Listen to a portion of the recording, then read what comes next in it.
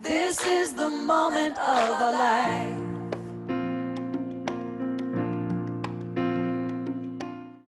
Peace and blessings, everyone. I am Michael B. Beckwith, the founder of Agape International Spiritual Center. And you know what? This is our moment of choice. This book is hot. I want you to know that. We are pleased to be launching the Source of Synergies Foundation's new book, Our Moment of Choice, Evolutionary Visions and Hope for the Future, featuring 43 members of the Evolutionary Leaders Circle. And I am pleased and honored to be one of them. This launch from Agape today is the second stop on the caravan of unity that began at Grace Cathedral in San Francisco and will continue across America and Europe, carrying a torch of hope and healing for this time of historic challenges. This is a moment of choice. Listen, for those of you who've heard me for a while, you know that we're living in fluxed up times, which means that things are moving at a very rapid pace. We're in a planetary shift. We're in a shift of priorities that are breaking up the old paradigm right here and right now throughout the country and throughout the world. And whenever there's a flux going on like this, if we expand our awareness, we move into choiceability and we move away from reactionary actions. This is a moment of choice. So much is going on, and the fabric of normality no longer exists, which means we can step in and we can ask ourselves in substance, how can you tell the future? By making the future. And our future will be made by the choices we make right here and right now. So this moment of choice is a moment of expanded awareness in which we get to participate and choose the future we're going to live in. By not only by the thoughts that we think, the visions that we carry, the conversations that we have, all of that moves us into action that's in harmony with the evolutionary impulse that governs all creation. So this particular moment in which we are launching the moment of choice by these brilliant 43 authors is a moment of torch carrying of possibility. In other words, we're standing in an awareness that nothing is impossible. That if we carry the frequency and the vibration of a vision of a world that works for the highest and best within us all, we match that frequency with our action and with a coherence of a community that's growing and glowing for the presence and the power and the love of cosmic intelligence. Oh, the world will be changed forever. The world is a collection of beliefs and opinions and positionalities. We'll be changing the world. And this particular book, this moment of choice, is going to assist that. I want you to feel into that with me right now, because we have the privilege here at Agape to be the second point of launching this magnificent movement. In other words, this is not merely a book. It's not merely a moment. It's a movement. And we want you to be a part of this movement of conscious evolution into the next stage of our species by participating more than you've ever participated before. This is our moment of choice. Choice, choice, choice, choice, choice. Jacqueline, come forward. So on this caravan of unity that we're taking, join us in this caravan of love.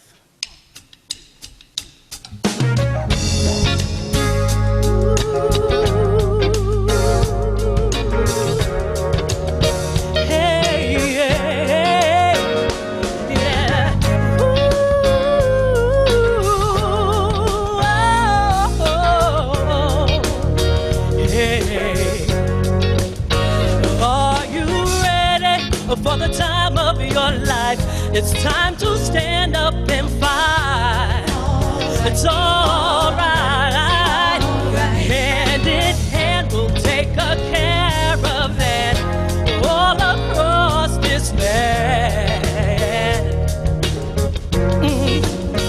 One by one, we're gonna stand with the pride, one that can't be denied. No, from the highest mountain, y'all, and valley low.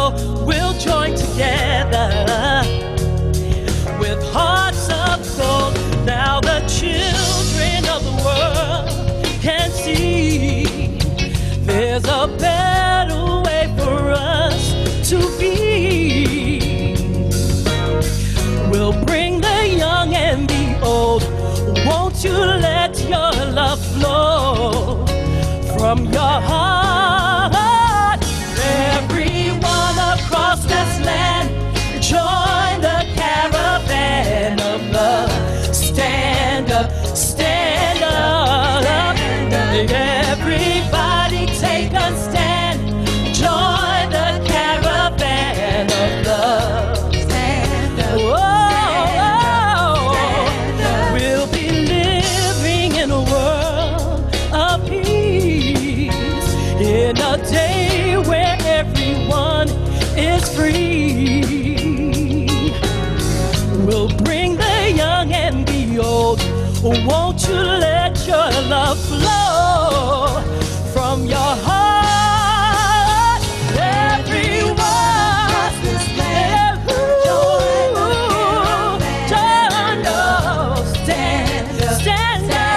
stand up. Everybody take a stand. Join our caravan of love. Yeah. Are you ready for our moment of joy? Are you ready? Are you ready? Oh, are you ready for this moment of joy? Are you ready? Are you ready? Are you ready? Oh, come and join this caravan of love. You gotta make a choice. You gotta take a stand. Yes. Come and join this caravan of love. Gotta make a choice. Yeah, you gotta take a stand. Our moment of choice.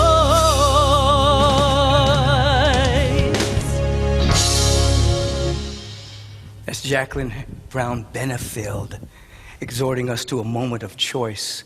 We're living in unprecedented times, and we must be unprecedented people. That is, we must break out of our previous paradigm to invite the next stage of our own unfolding. This is our moment of choice. As I'm speaking to you right now, feel into this affirmation. My moment of choice begins with my expanded awareness. My expanded awareness continues as I dive deep into my own soul. Feel into that right now. And affirm with me in this moment that we will not waste this moment of choice.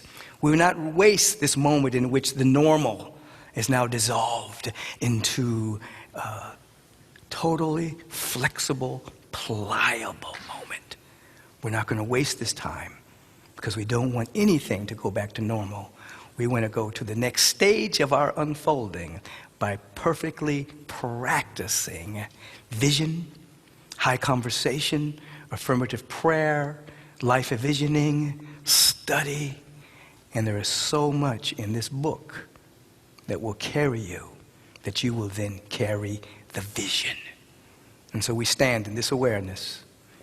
As we stand on the precipice of the nowness of this moment, peering over into the promised land of our own being, we see clearly a great vision of possibility for humanity. We're pulled by this vision to such a degree that we're called to transform from a glory to an even greater glory. This second stop in this caravan of unity, right here at Agape, is another launching point for the great hope of humanity, which is being in integrity with the love ethic of our soul. We feel it in our bones, and we give thanks for it and so much more. And so it is. Amen. Now let's continue to launch this moment of choice. It's up to us. Dynamic blessings to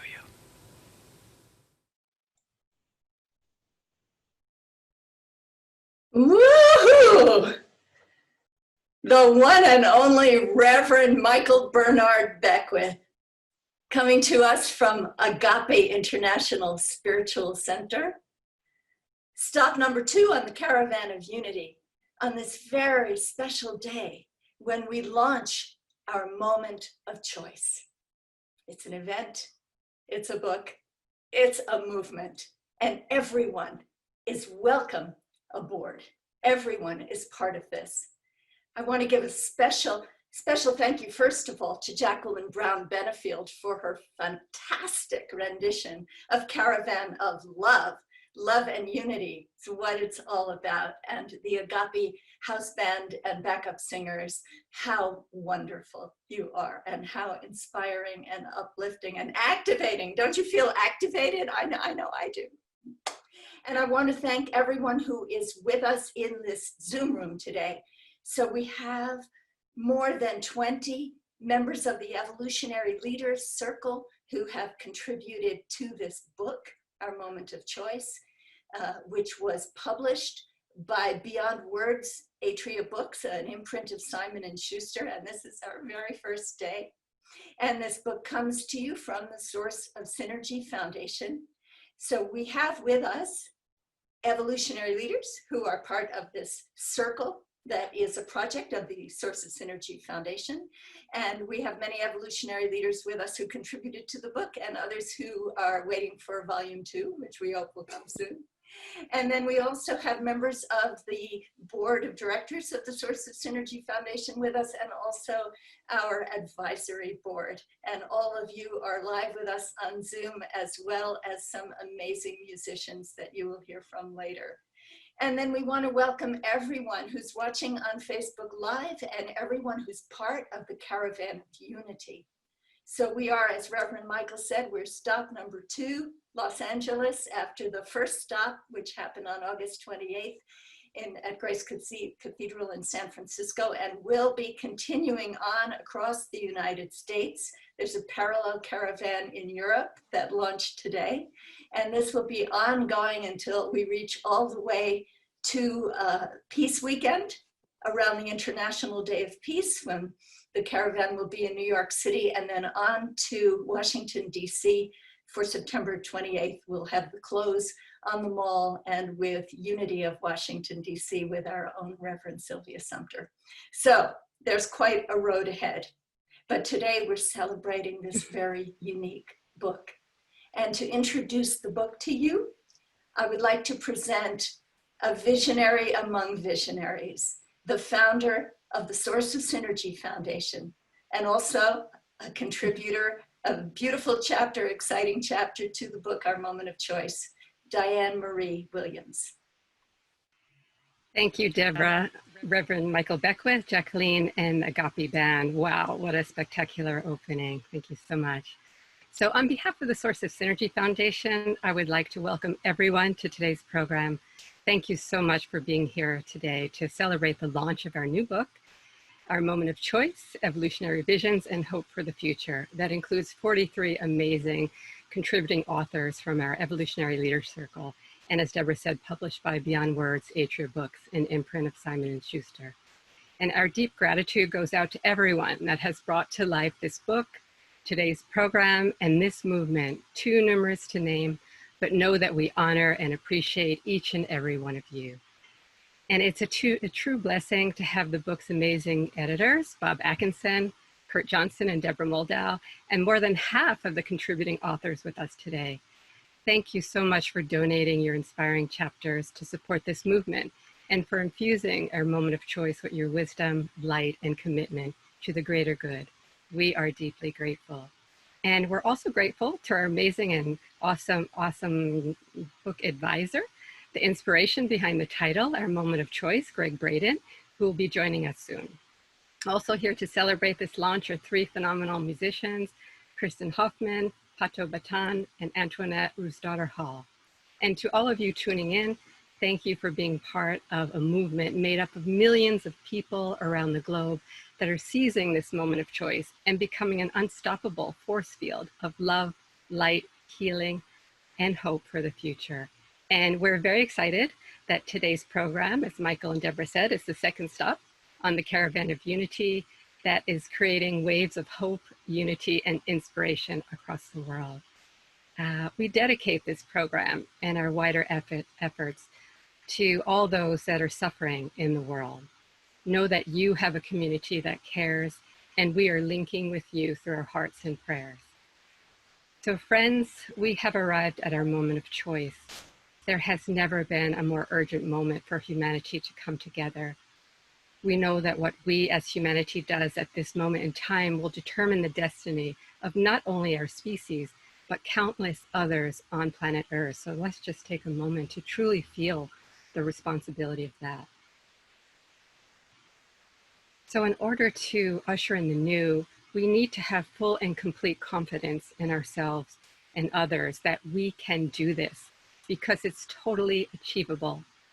Research from Harvard University shows that every peaceful social movement from 1900 to 2006 that got active participation from at least 3.5% of the population succeeds within a year of reaching that threshold.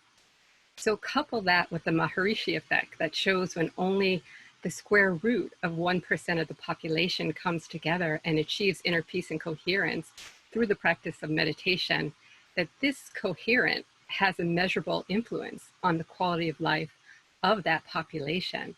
So 3.5% of 7.8 billion people equals 273 million people. 1% of 7.8 billion people is 78 million people. So that's very good news for us because those who are responding to the powerful call of the time, including all of you and the millions of organizations and networks uniting in a shared sense of responsibility for the common good easily, include more than 273 million people. So we got this. We're on that threshold of success. A new world is being born. So since time is of the essence right now, it's a global imperative that we accelerate this birth by choosing well during our moment of choice. Life is a series of choices from the moment we wake up to the moment we go to bed. We're making choices. We know when there's enough light power generated, the unconsciousness of the world begins to either dissolve or transmute to match the frequency of that light. And it's important to see each choice we make as an opportunity to further ignite this matrix of light. And sometimes we have to hit the pause button to ask ourselves, will this choice I'm about to make move us forward to that threshold of success or not? Is what I am thinking, doing, or about to say going to add to the light needed for us to succeed? Is it necessary? Will it contribute to the well-being of myself, others, and our environment, or create division, doubt, or reaction that could have a negative ripple effect in the field? And since we're all connected by consciousness, all of our choices, even simple everyday choices, truly matter because they register in the quantum field and have an impact on what happens to the whole. And it's been truly heartwarming to see so many acts of kindness, especially during these challenging times, including people choosing to pay the rent of a stranger during the pandemic, healthcare professionals holding the hand of somebody that is dying of COVID when they take their last breath because their loved ones couldn't be with them, choices that display the true beauty of the human spirit. Acts of kindness allow each of us to be example setters and inspire others to make similar choices. Offering the best of who we are is our most important job right now. It's also inspiring to see so many people utilizing their innate capacities, their superpowers that we all have inside of us to lead us to new ways of living. Just a quick example is Lynn McTaggart's intention experiments and Power of 8 groups that are showing us what the power of oneness can do when a small group of people come together with intention. People are healing each other with these intentions and also the environment in as little as 10 minutes, leaving scientists and the medical establishment astonished. So don't let anyone try to tell you that we can't manifest into being the new world. We can, and we are doing just that. Together, through our light-filled choices and actions, we are showing up as an unstoppable force for transformation and offering true hope for the future. So let's be the generation that will be able to say that we were close to extinction, but we came together at this moment of choice, stepped fully into our power, made bold choices, and succeeded. Thank you very much. Thank you, Diane Marie Williams, our founder. None of this would have happened without you. So we cherish you. Now, as you can see, There are many, many evolutionary leaders on this call. I know you're going to want to hear from everyone who contributed to the book. So we've asked all of our fantastic writers to be very brief in their responses. And we're going to start, before we get deep into the book, we're going to start with a few words from the other side of the world, from down under in Australia, where we have Ben Bowler. He is one of our evolutionary leaders. He's the head of Unity Earth, which was the guiding light behind the Caravan of Unity. So we have asked Ben to get up in the middle of the night and say a few words about the Caravan of Unity. Ben Bowler. Thank you, Deborah, and thank you, Diane. And it's wonderful to be here with you on this very, very special day. What an amazing opening from Reverend Michael Beckwith and Jacqueline and the band to be here. 1st of September, 2020, and to be here launching this extraordinary work, Our Moment of Choice. Moments ago in Europe, they had the opening ceremony for the Caravan of Unity across Europe. Several days ago, we launched the Global Caravan of Unity at Grace Cathedral, and it's now here. This is the second stop as we get ready for Pato Banton and Antoinette Root's daughter later today with a special feature presentation, and then on to Las Vegas and up to Colorado for Labor Day weekend events. And this is all part of this great coming together and this great rising as we build up to Peace Weekend and showing up on the world stage for our movement of unity and peace and compassion and justice and social awareness and ecological sustainability, showing up on the world stage with a historic force. And this work with these brilliant evolutionary leaders that have contributed the 43 contributions to this extraordinary book. What a great honor it is for the Caravan of Unity to be with you here today. And thank you so much for all the work that you've done to make this happen. And may it be blessed and may it have the impact beyond our reckoning in the world that so badly needs the wisdom and the light that you have brought together. Thank you very much. Thank you so much, Ben Bowler. Now, there are a few of our contributors who couldn't be with us today, but they wanted to be here, so they sent videos. So we're going to hear next from two of your favorite authors, Dr. Bruce Lipton and Lynn McTaggart. Hi, dear friends, cultural creatives and seekers everywhere. Bruce Lipton here, cell biologist and author of the best-selling books, The Biology of Belief, Spontaneous Evolution, and The Honeymoon Effect. Well, I'm here because there's an urgent matter that really is our moment of choice now, a moment of choice where we can change the future.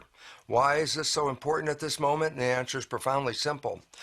That science has recognized for the last 15 years that human civilization is precipitating the sixth mass extinction of life on this planet. 5 times in the history of this planet, life was thriving, and some cataclysmic event wiped out life, up to 90% of it. The last mass extinction, 66 million years ago, was when a comet hit the Yucatan Peninsula, and this is the comet that upended the environment and wiped out the dinosaurs and up to 90% of life on this planet. Well, for the last 15 years, science has been telling us that human behavior has precipitated the 6th mass extinction, and that if we don't change our behavior in a way to serve ourselves and our planet, then we are all facing extinction. So this is a very serious, turbulent time. But what's really interesting about this time is that we are all participants in an evolutionary process. Crisis precipitates evolution, and the global crises that we're experiencing right now are informing us of the need for an evolutionary upheaval. So this is a time for new knowledge to come into the world and help us move from where we are to a sustainable, thrivable situation. The most important understanding is knowledge, because knowledge is power. And if you have an understanding of knowledge of what's going on in the world, why is it going on, where is it going on, how is it going on, we'll be equipped to handle the situation and safely move into the future. So in order to thrive through these very chaotic times, it's necessary to have knowledge, because we're quite aware of the fact that knowledge is power. And the knowledge that I think will help us thrive into the future is going to be found in this wonderful book, Our Moment of Choice.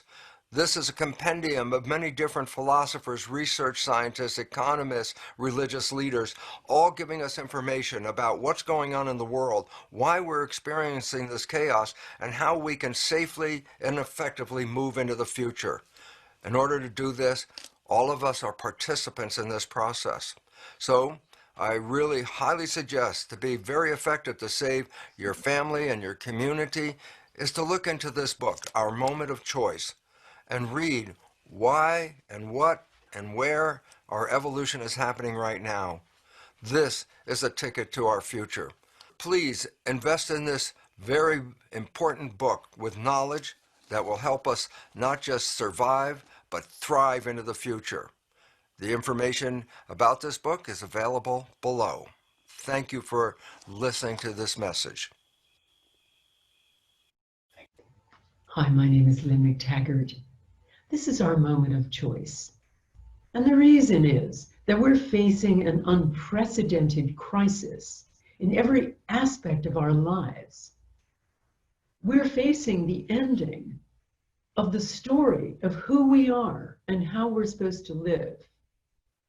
We're coming to an end of days in our current way of life. This book, Our Moment of Choice, is important because it's assembled a group of new thought leaders who have a very different story to tell, who have a new path through to a better future, who are uncovering all of the latent powers we have to live in a more holistic way. In my own case, I talk about the new science showing that we have healing hidden powers within us to heal ourselves, our lives, the world, by assembling in small groups. But we can't do this alone. This has to be a movement. So what do you choose to do in the weeks and months ahead? Thank you for listening. And if you'd like to find out more about Our Moment of Choice, please go to OurMomentOfChoice.com. Thank you. Thank you, Bruce Lipton and Lynn McTaggart. You heard from these scientists how urgent the situation is right now. And this is why the book has such extraordinary timing. We almost feel like it has a destiny of its own. But it wouldn't have happened without my co-editor, Bob Atkinson. So I'd like us to hear a little bit from Bob about the origins of this project and perhaps a bit also about what he wrote in his wonderful chapter in the book. Bob Atkinson. Thank you so much, Deborah, and Bruce and Lynn, and special thanks to Reverend Michael and Jacqueline. What a rousing way to bring us into this special moment. This book is really a testament to how rewarding teamwork can be. It was synergy and action that brought this book into being. After having an idea for a book like this with many of the same contributors in 2012, it wasn't until I became a member of the Evolutionary Leaders Circle in 2018 that I proposed the idea to Diane and Deborah. That's when I found out that the Evolutionary Leaders had a similar book project about 10 years ago, but wasn't completed. With the decision to move ahead, Deborah and Kurt agreed to be co-editors with me. A proposal with some guiding questions was sent out to all the evolutionary leaders, and many quick responses came back from those who wanted to contribute a chapter. We were serendipitously led to Beyond Words, an imprint of Simon and Schuster, and that was another wonderful team to work with. And the book came together quite smoothly in about a year. The book is organized into 7 thematic circles to illustrate that from the decay of an old, worn-out system of hierarchy and separation, there is a new story emerging, one of wholeness, equity, and unity. All the chapters in the book are threads of one tapestry, all key elements of this new story. My chapter, A Holistic Vision of Evolution and Consciousness, offers a big picture perspective of what ties all things together in this vast creation. If we have a holistic view of reality, as the Buddha did when he said that all things originate from one essence and are destined to one aim, we would see evolution in all realms as purposeful, directional, and leading to a desired outcome. And this is played out over many spiritual epochs that have each brought about a leap in consciousness. That means that the nature of consciousness is to evolve toward a desired outcome as well, toward the innate potentiality of wholeness and unity. And this is what we see unfolding all around us right now, in the streets and everywhere. So our moment of choice is more than a book, as many have said already. It is a movement. This moment in time is what every single member of the human family is here for now. We each have a role to play in this critical moment. This is our moment to unite in purpose, to ensure our collective well-being. Humanity is coming of age. In fact, the very nature of the evolution of consciousness gives us an abiding hope for the future. Thank you so much, Bob Atkinson. We're so grateful to you. Truly could not have happened without you. Thank you. So now it's time for us to dig into the book. And as Bob mentioned, the book is divided into 7 circles that are thematic areas. And circle 7, which is about the big picture, is one of the final circles in the book. But we're going to start with it today because we want to give you the big picture. And we have 3 of the writers from that circle with us. 2 of them are longtime distinguished pioneers in the movement of conscious evolution, Dr. Jean Houston and Professor Ervin Laszlo. And they are the co-recipients of the 2020 Source of Synergy Superstar Awards. So we're very excited to have them with us, along with Justin Fairman, who is one of our younger rising stars in conscious evolution. So I'd like to start with Professor Laszlo, whose chapter is Reasoning and Experiencing Our Way to Oneness. So Ervin Laszlo, could you tell us a bit about how we can reason our way to oneness? It's very much a question of credibility. What do we believe? What is authority in the world today? Authority is science, and it's an unprecedented fact that modern science has influenced the way we act in the world. Unfortunately, modern science did not reflect the way that it is being presented to the world, the way this has affected the world, does not present the best of science. It presents a particular view, a superficial view.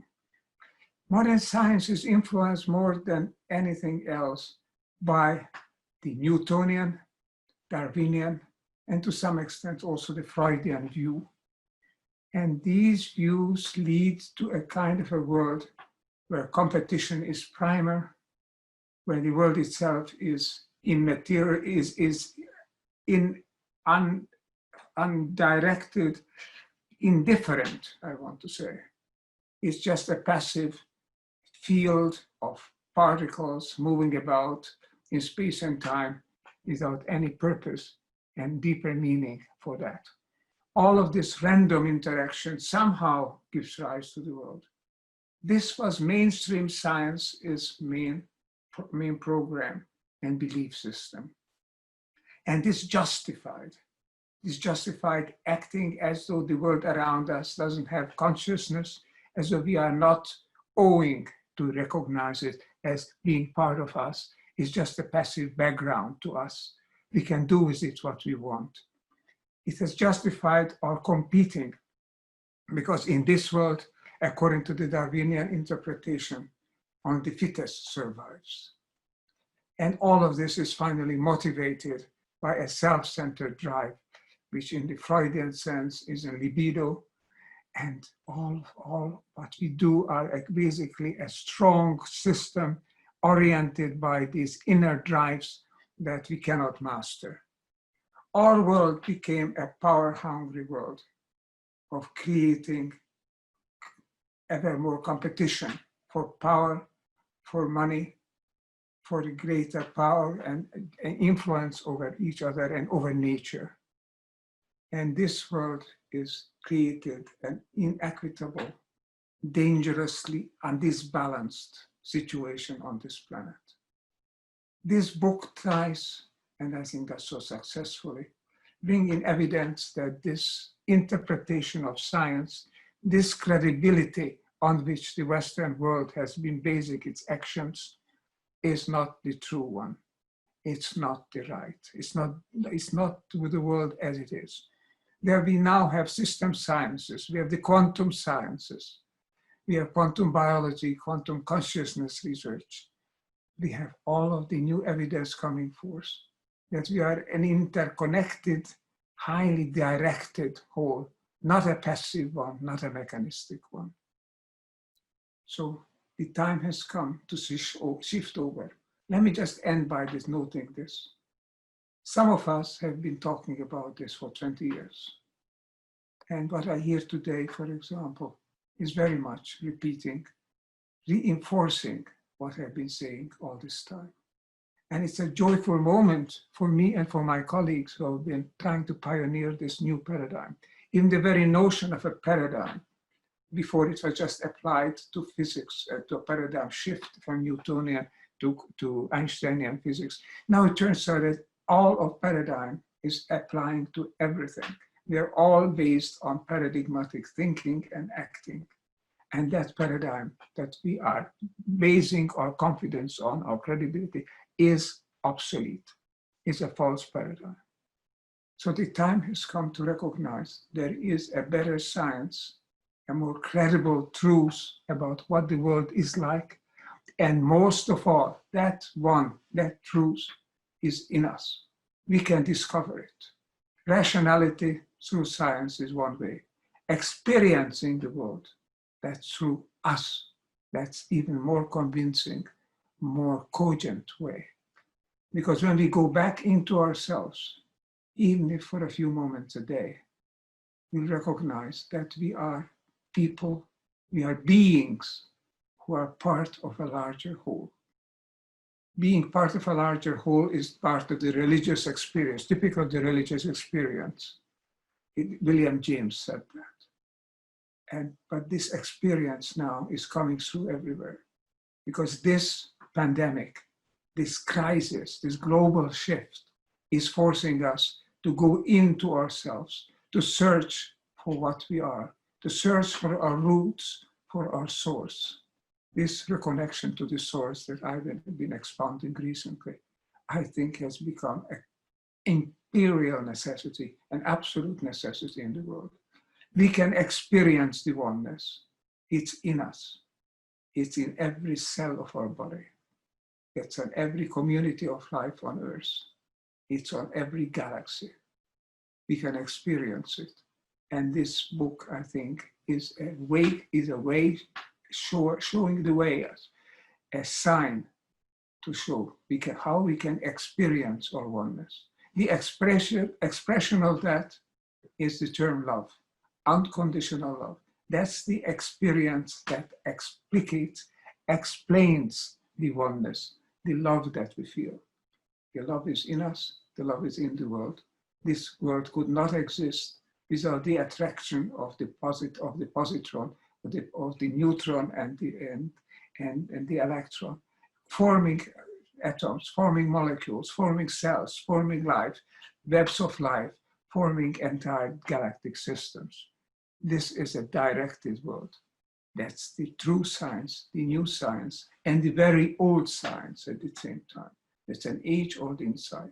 We have disregarded it because the followers of Newton, the followers of Darwin, the followers of Freud have exaggerated and misrepresented what these great scientists actually truly meant. They were all deeply spiritual people. They would not have believed the doctrines that are propagated by the followers. It's time to recognize this. There is a new science coming forth. Bruce Lipton was just talking about it.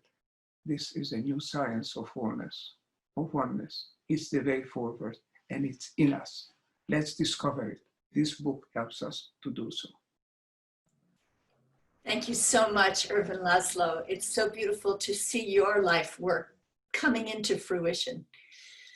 And Jean Houston is someone who meets this experience of life with more joy and zest than anybody that we know.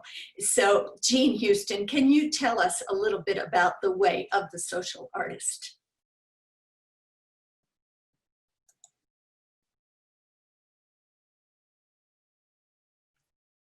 Jean, you're on mute. We need to hear you.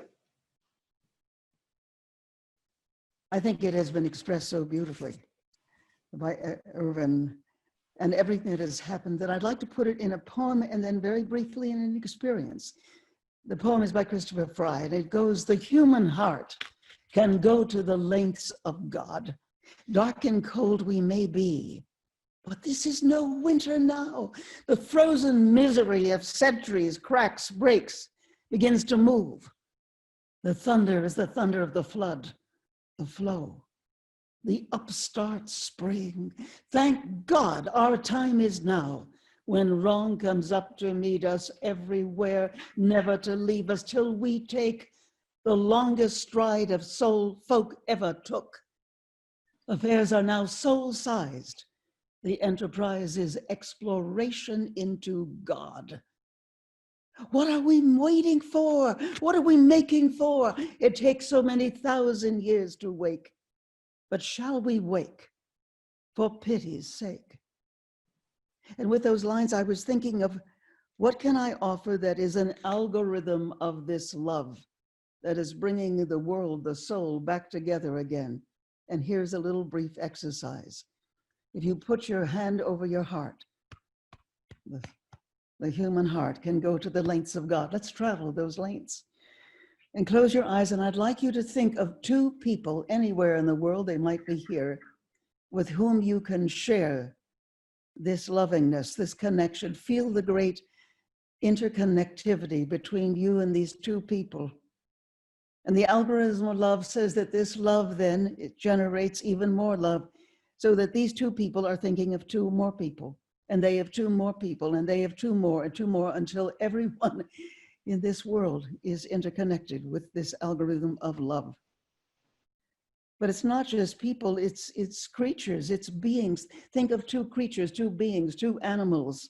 I think of two beloved dogs of mine, and connect with those. And they in some way are connecting with two more animals, and they with two more, and two more, and two more, until all the animals and creatures of the earth are interconnected.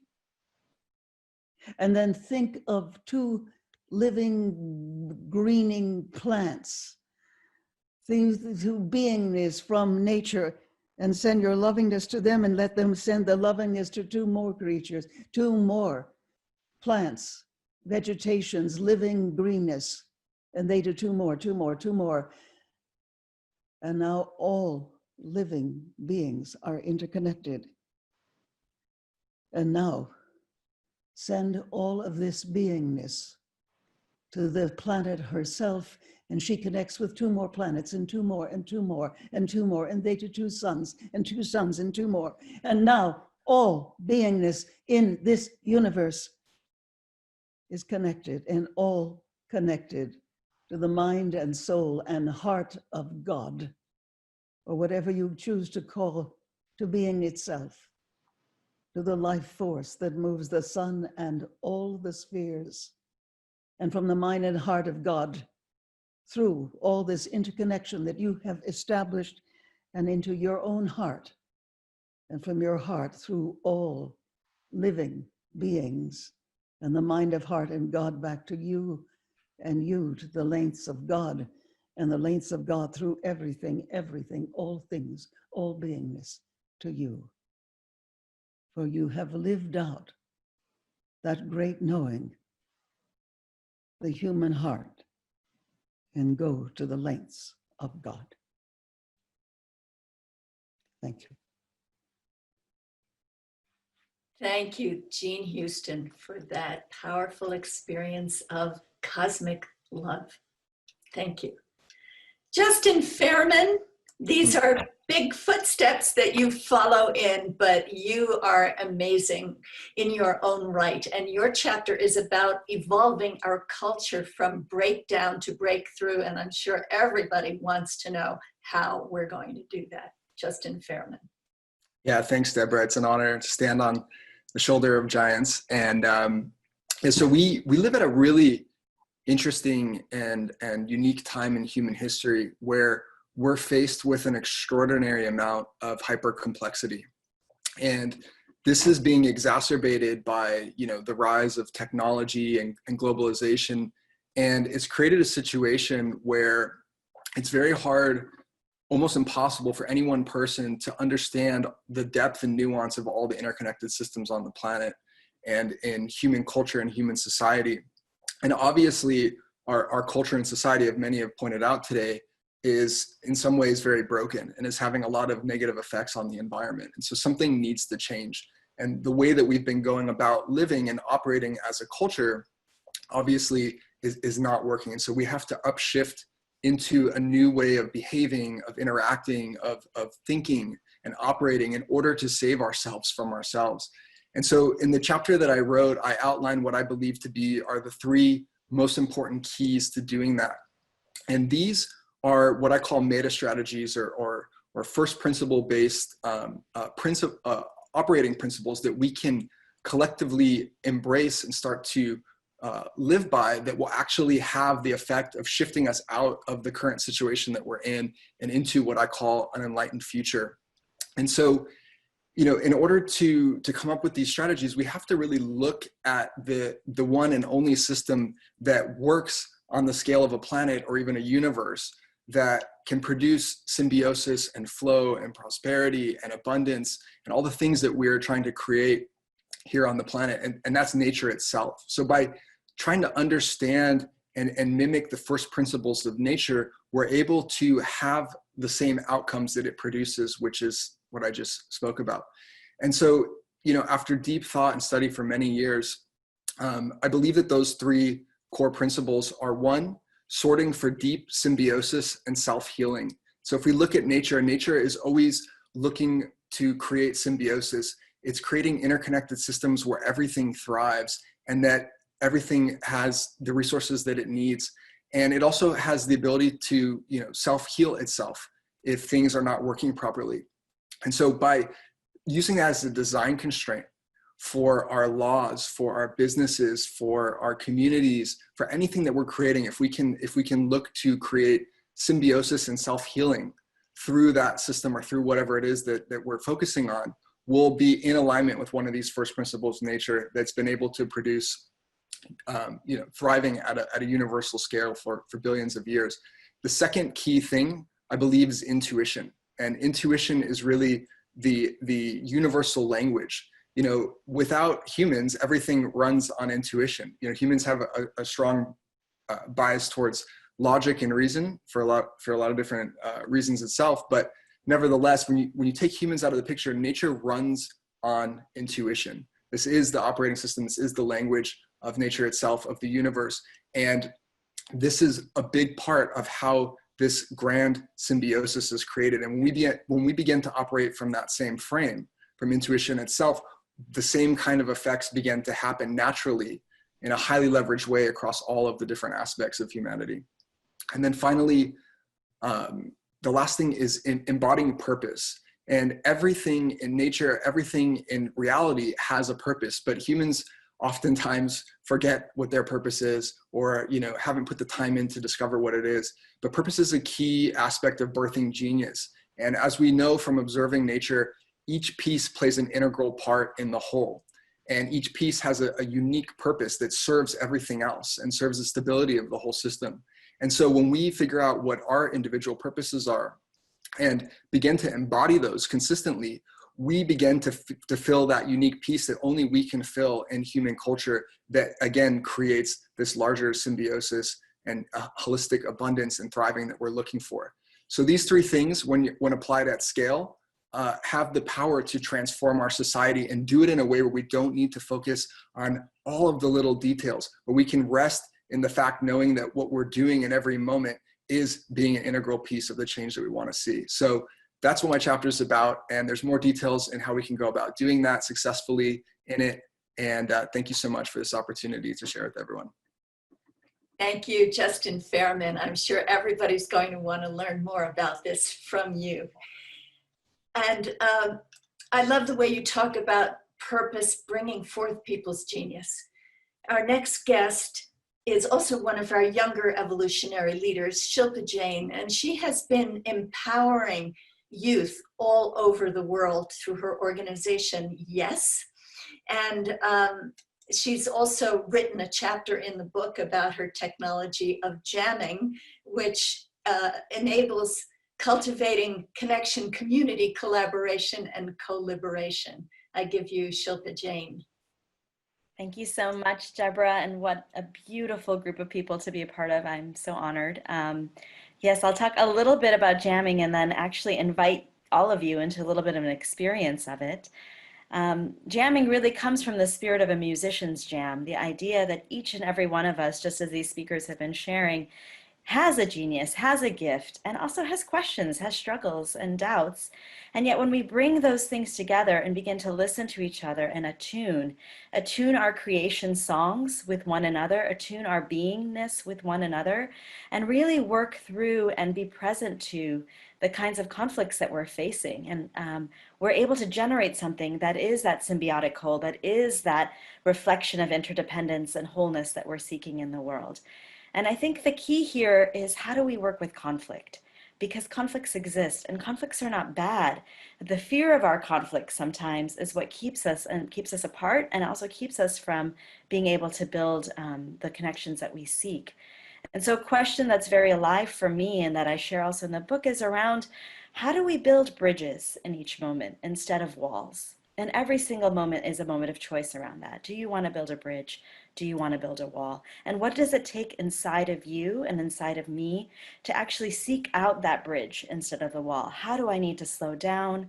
What is it that I can look at in my own reactions, my fears, my insecurities, my loneliness, my grief? What is it that I can bring forward in my vulnerability and my honesty? And what can you bring forward? And how do we meet each other? As Jean was saying, heart to heart, our hearts are interconnected. And so how do we meet each other in those conflicts, in those moments? And God knows that I see that on our streets right now, that we really do need to slow down and start to meet each other. We need to see that in our highest levels of government, as far beyond, and also in everyday life. There's infinite opportunities to meet each other and to jam, to listen, to co-create, to co-liberate and collaborate through the differences that we have. And so I just want to invite each of you to tap in for a moment, and I'll just ask a couple questions. And for our Facebook Live audience, I invite you to share in the chat, and all of our contributors here on the Zoom, if you also want to share. But I just want to ask a few questions like, what are you breathing life into right now? And what is making you come alive? And if we can tap into that aliveness in ourselves and listen to that from each other, can we synergize there? Can we sync up? And is it also possible that each of us has a key piece of moving and evolving us towards the world we want to see, towards that more interconnected, more just, more loving, more regenerative world that's possible? And so what are you doing there? What do you see as a defining moment, a defining choice that we have in this moment? And what choice are you making? Thank you so much. I invite you for your answers to those questions, and we'd love to hear from you, because this is a collaborative effort. This book is there as an invitation to dialogue, as an invitation to action, and that we really invite you forward with us to continue to build these moments of choice together. Thank you. Thank you so much, Shilpa Jain. And thank you, everybody, for thinking deeply into your answers to the questions that Shilpa's put forth. We're going to watch 2 more videos now. We were not expecting to have John Perkins with us. He is, in fact, with us today with his little kitten, his Jaguar kitten. But we're going to hear from John via his video. You all know him as the author of Confessions of an Economic Hitman. And also we're going to hear from our dear friend, Jude Currivan, Dr. Jude Currivan, cosmologist, author of The Cosmic Hologram and the co-founder of The Whole World View. So let's have those videos now. Hi, John Perkins here. This is indeed our moment of choice. The pandemic and all the issues around race have made it very clear that we must come together as a people. You know, our reality as humans is molded by our perceptions of reality. There are no countries, there are no races, there are no human institutions except as we perceive them. And when enough people accept a perception or codify it into law, it has a huge impact on reality. So we must change our perception of separateness and realize that we must come together to protect ourselves, each other, and our planet. This book feels so important to me because that's what it's all about. And so we must ask ourselves that now, more than ever, our moment of choice has come. So what will you choose to do in the weeks ahead? Please go to the website, OurMomentOfChoice.com, and order the book. Thanks. Conflicts, injustices, inequalities and exploitation of people and our planetary home Gaia are all symptoms of a deeper dis-ease of our collective psyche, our fragmented perception of reality and its illusory appearance of separation. In 2016, humanity made a choice under the auspices of the United Nations to agree 17 Sustainable Development Goals aimed at eliminating all such abuses. With little progress since, we're here not only at another moment of choice, but perhaps our final moment of choice. Yet, more scientific evidence than ever is available to us that shows that the separate appearance of our universe is not its true nature. Instead, discoveries are converging with universal wisdom teachings to reveal the unified nature of reality. This is our moment of choice to remember that our power is unity, our strength is diversity, and our hope is love in action. This book feels important to me because it shares such power, strength, and hope in loving action. Our moment of choice invites us to link up and lift up together in co-creative cooperation and offers insights, guidance, and companionship for how we can experience and embody personal, community, and collective wholeness. It shows how we can begin to re-story what it means to be human, to restore our relationship with Gaia and the whole cosmos, and to consciously evolve. Our choices matter now more than ever. What will you choose in the days and weeks ahead? Please go to OurMomentOfChoice.com to buy the book. Thank you, thank you. John Perkins, are you still here? Would you like to say hello? Well, thank you. Yeah, Got your Jaguar there. Jaguars. So it was pretty interesting that when Jean Houston was taking us on that journey to relate to other animals, she's teething, so that's why she's, yeah, but look at her. So I went to her and she immediately jumped up on my lap. So she's coming and she loves to participate in these. And I do think that, you know, thank you for that. I was very serious in that, but these are serious times, but it's also a time to realize that we've all got to have fun moving into this new consciousness, moving into this incredible period, this moment of choice. We need to do what comes from our heart and what we feel most, what gives us the greatest bliss. So I really want people to remember that this is a moment of choice, and it's also a moment to choose to enjoy being at this incredible time of this phenomenal change in consciousness that we've been hearing about all morning. Thank you all. Thanks for being here. Thank you so much, John Perkins. All right, are we ready for a change of pace? We have a big treat coming up. We are going to hear from the divine songstress, Kristen Hoffman, with a song she has prepared specially for us for launch day today. Kristen Hoffman. What an honor to be here celebrating the launch of our moment of choice. This song is called All Together Now. And in the second verse, you will hear the lyric, "Know our choice is in each moment." Here we go.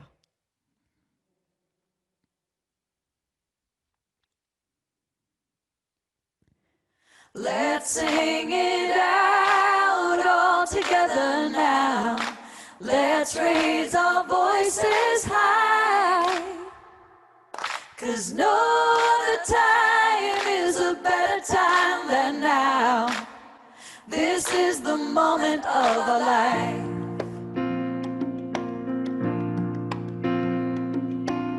So many times life feels so lonely, like you're the only one who cries.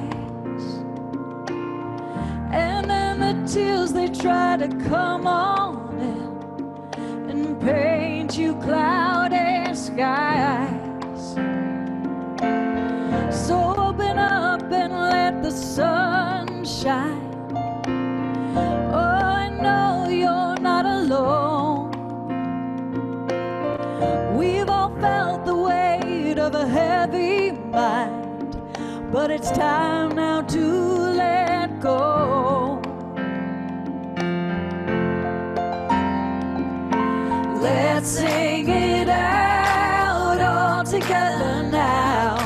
Let's raise our voices high. 'Cause no other time is a better time than now. This is the moment of our life. So the next time you started doubting, oh, just remember this song and know your choices in each moment.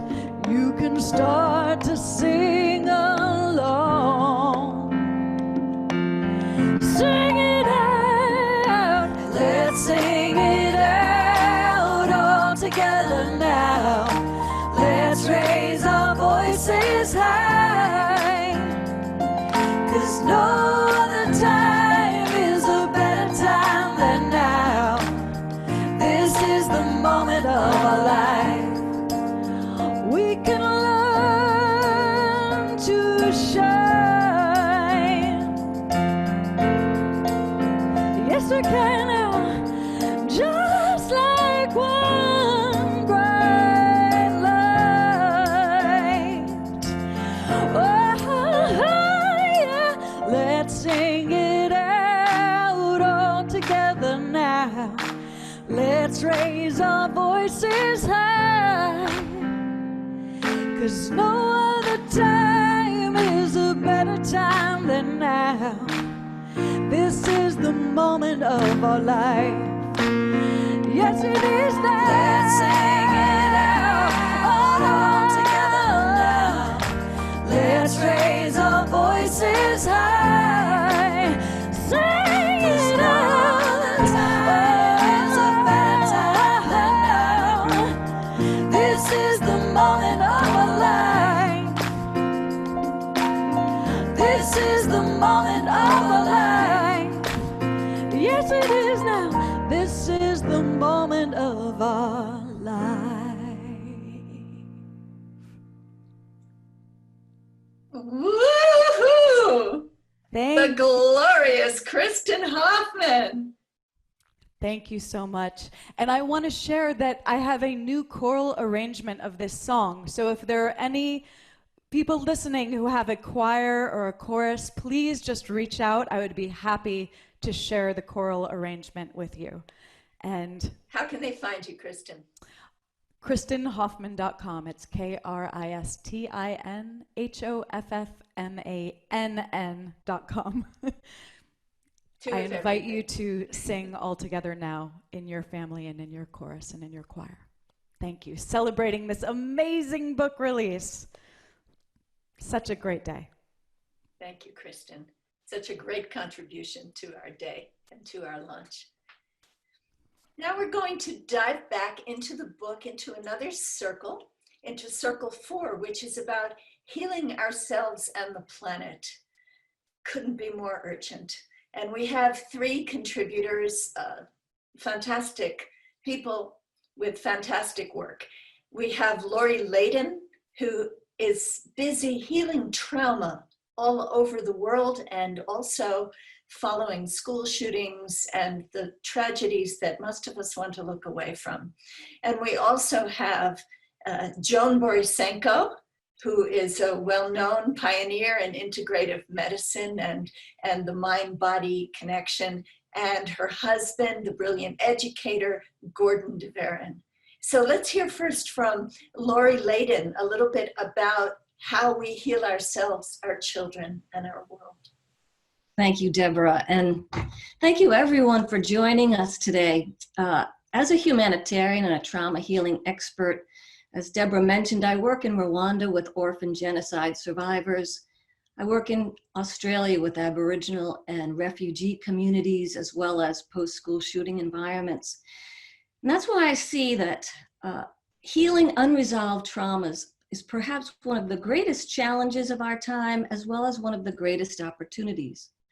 With 52% of the world's population under the age of 30, and how many of those living in traumatic circumstances of violence, poverty, social injustice, illness, and a host of other things, I believe our focus needs to be on nurturing our next generation of young people to heal, work, and lead us into a peaceful future. We were lucky to do this on a smaller scale in Rwanda with our program, Project Light.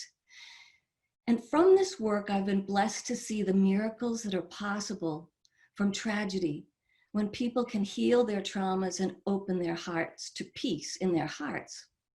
Our work focuses on healing hearts into coherence. This is a state where our hearts, our brains, and our bodies come into alignment physiologically. So we have access to our highest peace-building skills like forgiveness, inner wisdom, creative problem solving, and even spiritual connectedness and collaboration.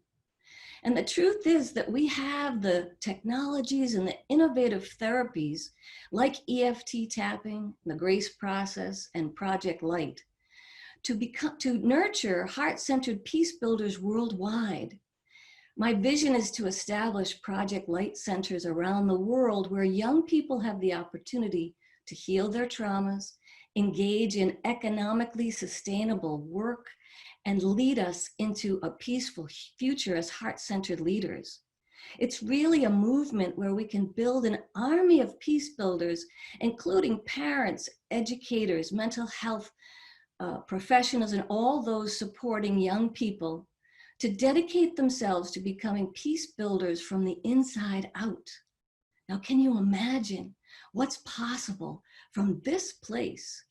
Will you join us? Will you commit to becoming a peace builder from the inside out? The choice and the time is now. Thank you.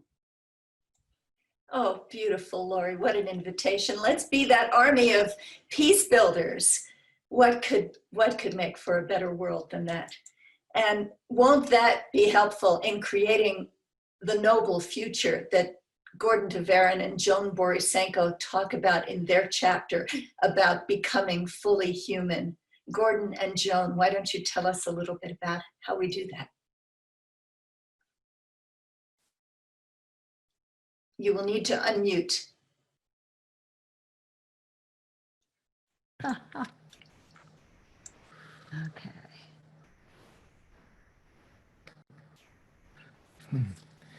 Yeah, so what an honor to be part of this great book and this great occasion. And I so appreciate, Lori, what you said, you know, the shift from Galileo's sun-centered universe to a heart-centered universe is exactly, I think, where we need to go. I just have a few notes. Our moment of choice is based on the really liberating premise that the future is not what happens to us, but rather what happens through us, through our ability to creatively choose and act toward what we want to have be. And excuse me. Yeah, so trend, in other words, is not destiny. But this all hinges upon the quality of the choices that we have the capacity to make. And excuse me, I'm going to revert to my notes here. So creativity, the ability to respond rather than react to the challenging conditions we now face, is really the act of the whole person. As Maslow said, you know, creativity is not something added like paint. It's an attribute of the whole person, the all now at onceness. And it is the very opposite of dissociation. But we've been going through a period now for some time, a geological era called the Anthropocene, in which humans are the dominant driving force of planetary change. And that force is now equipped with accelerating technological power. So for much of this time, we've been dissociated from the consequences of this great power as it acts upon the earth. And so our invitation now is to heal the dissociation, to become fully present. And that's what the noble future, the fully human, becoming fully human is about. It's about becoming fully present, becoming whole. And the key to that, of course, is our children, because they are the ones who will ultimately be choosing. And how do we nurture their wholeness? How do we nurture their deep connection? This is the transformation that is now occurring in education. It's based on the advancing science of human development, how to optimize all of our capacities, mental, physical, emotional, relational, and of course spiritual. So where we want to get to through this optimization of human development is the regaining of our deep connection to the totality of the living universe and to each other in that living universe, and thus to be able to creatively move forward to create the best possible future. So from that deep connection to where we are presently, you know, I want to go back to Joan and how we move from a time of protect to connect. Well, the words protect and connect really come from the study of the nervous system and neurobiology.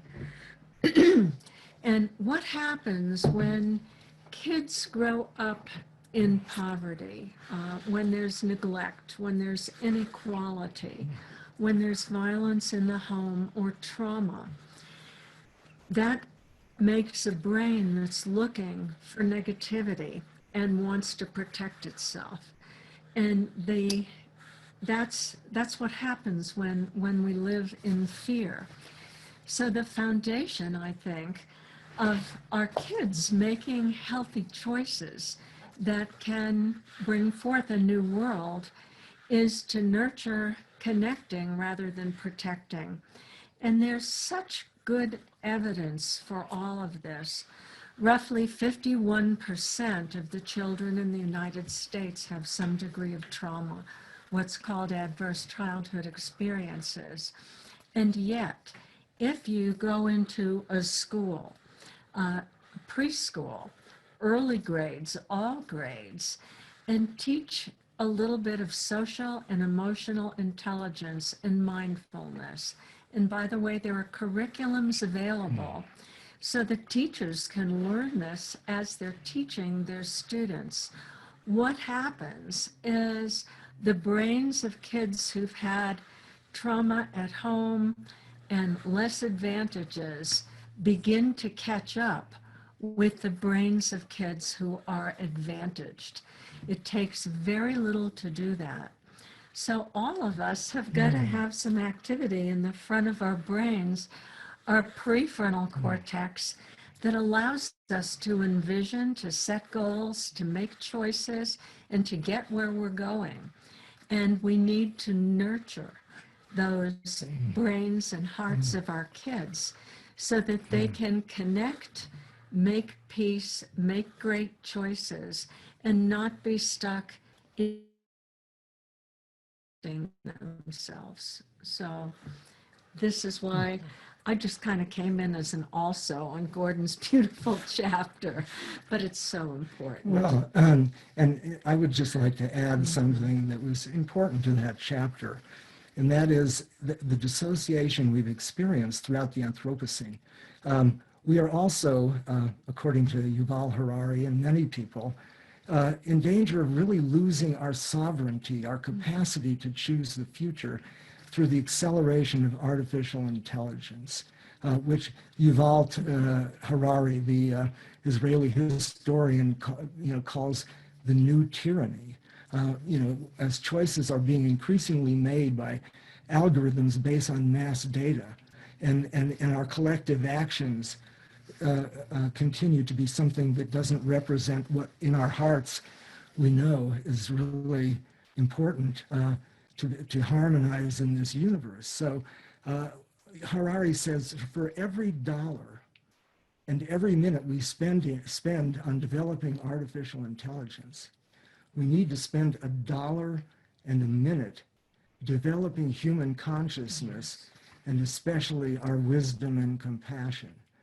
And that's why this transformation worldwide of education that is now taking place, social and emotional learning, collaboration, project-based learning, but going back to early childhood and how we develop attention and reflection. At any rate, we know how to optimize human development and how to, as a result, to come forward as fully present and interconnected on this planet. And I think that's what needs to be our most important commitment going forward. Well, thank you very much, both of you, for showing us the way to a noble future, especially through our young people. So we're going to invite you all to do something a little bit different now. So we just heard about how you can educate for the future, but right now, in the present moment, we're going to invite Doctors JJ and Desiree Hertog to lead us in a bit of a visualization based on their chapter, which is called Awakening to the Limitless Mind. Are we ready?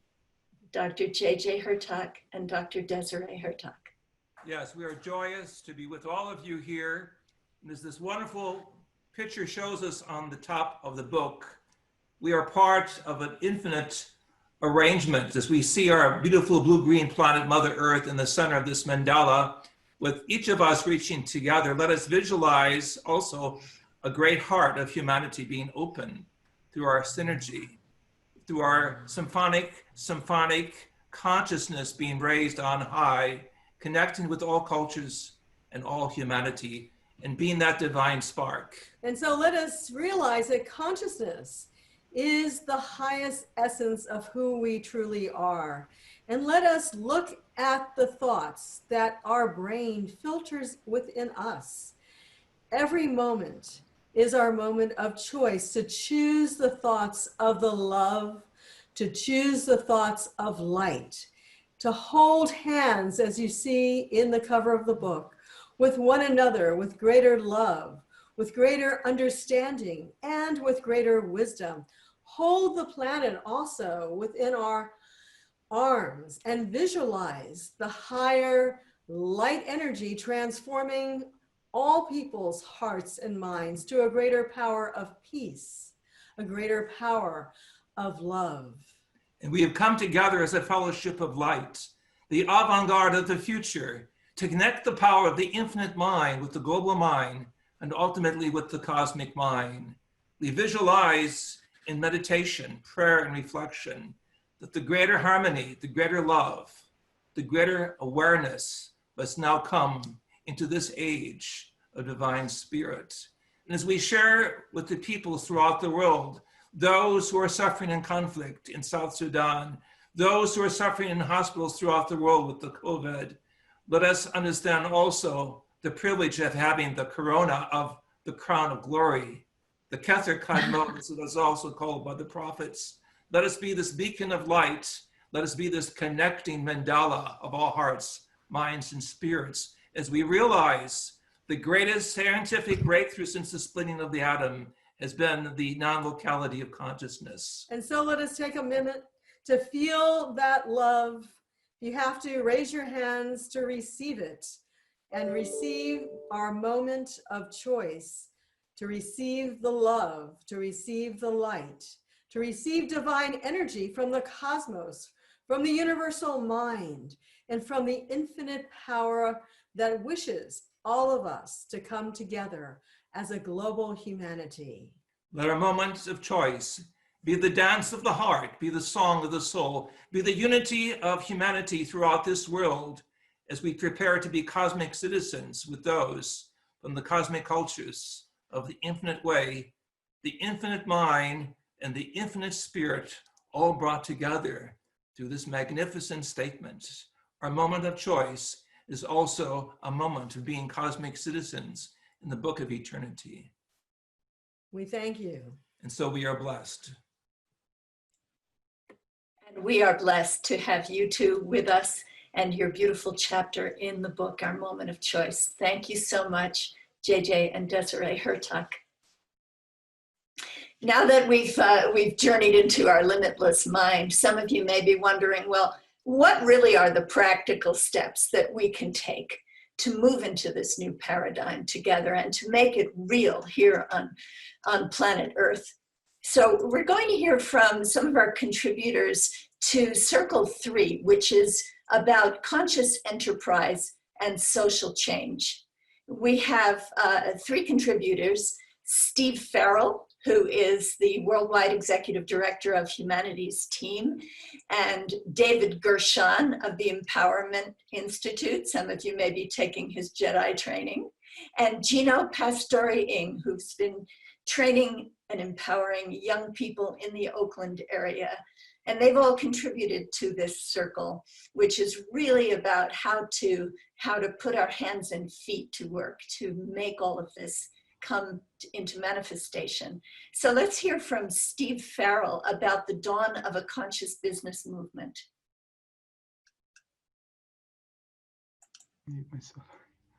So let me just begin by saying that, as has been stated, this is so much more important than a book name. This is really not just about a book name. The book is incredibly important because the authors bring out the fullness of what consciousness is. We bring consciousness out of the closet in this book. But this is such an important movement right now that we pivot from unconscious living, where we have no regard for the connection in all of life, to consciousness, which is where we have this connection and communion with the ecology of life. So this chapter of mine, called the Dawn of a Conscious Business Movement, is about bringing business into that. Business is the most powerful institution on the planet today. It's the most powerful institution on the planet. And so business has to come into the fullness of consciousness, this connection, which we can even right in this moment feel into, where in this very moment, we can feel into this connection with each other, with nature, with the planet, and where we don't just close the door on that, which is what happens in most businesses around the world today. We close the door on that connection. And instead, the conversation is, and I'm a business person by background, the conversation is about sales targets. It's about revenue growth and profit growth. And so businesses are living inside silos where there's not that deep sense of connection and communion with the planet. And business is pulling the train. That's what, when I say it's the most important institution on the planet, in a sense, it's pulling the whole train of global society. So it has to become conscious if we're going to create this pivot.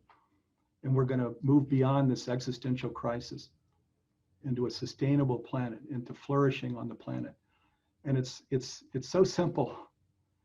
The process is so simple because all we're doing in conscious business is we're leaving that door open to that felt sense of connection.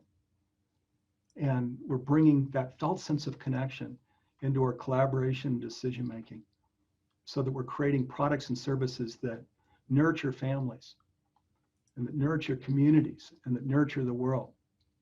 And in a conscious business, then, of course, there's no room for things like GMOs, where we're actually hurting individuals, hurting families, hurting communities, hurting nature.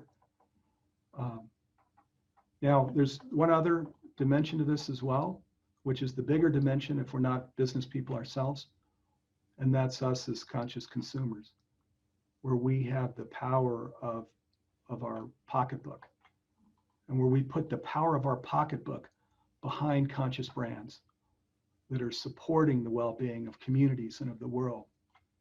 And when we do this, it's not only for the collective well-being because we're now putting our pocketbook behind conscious companies that are growing on the earth.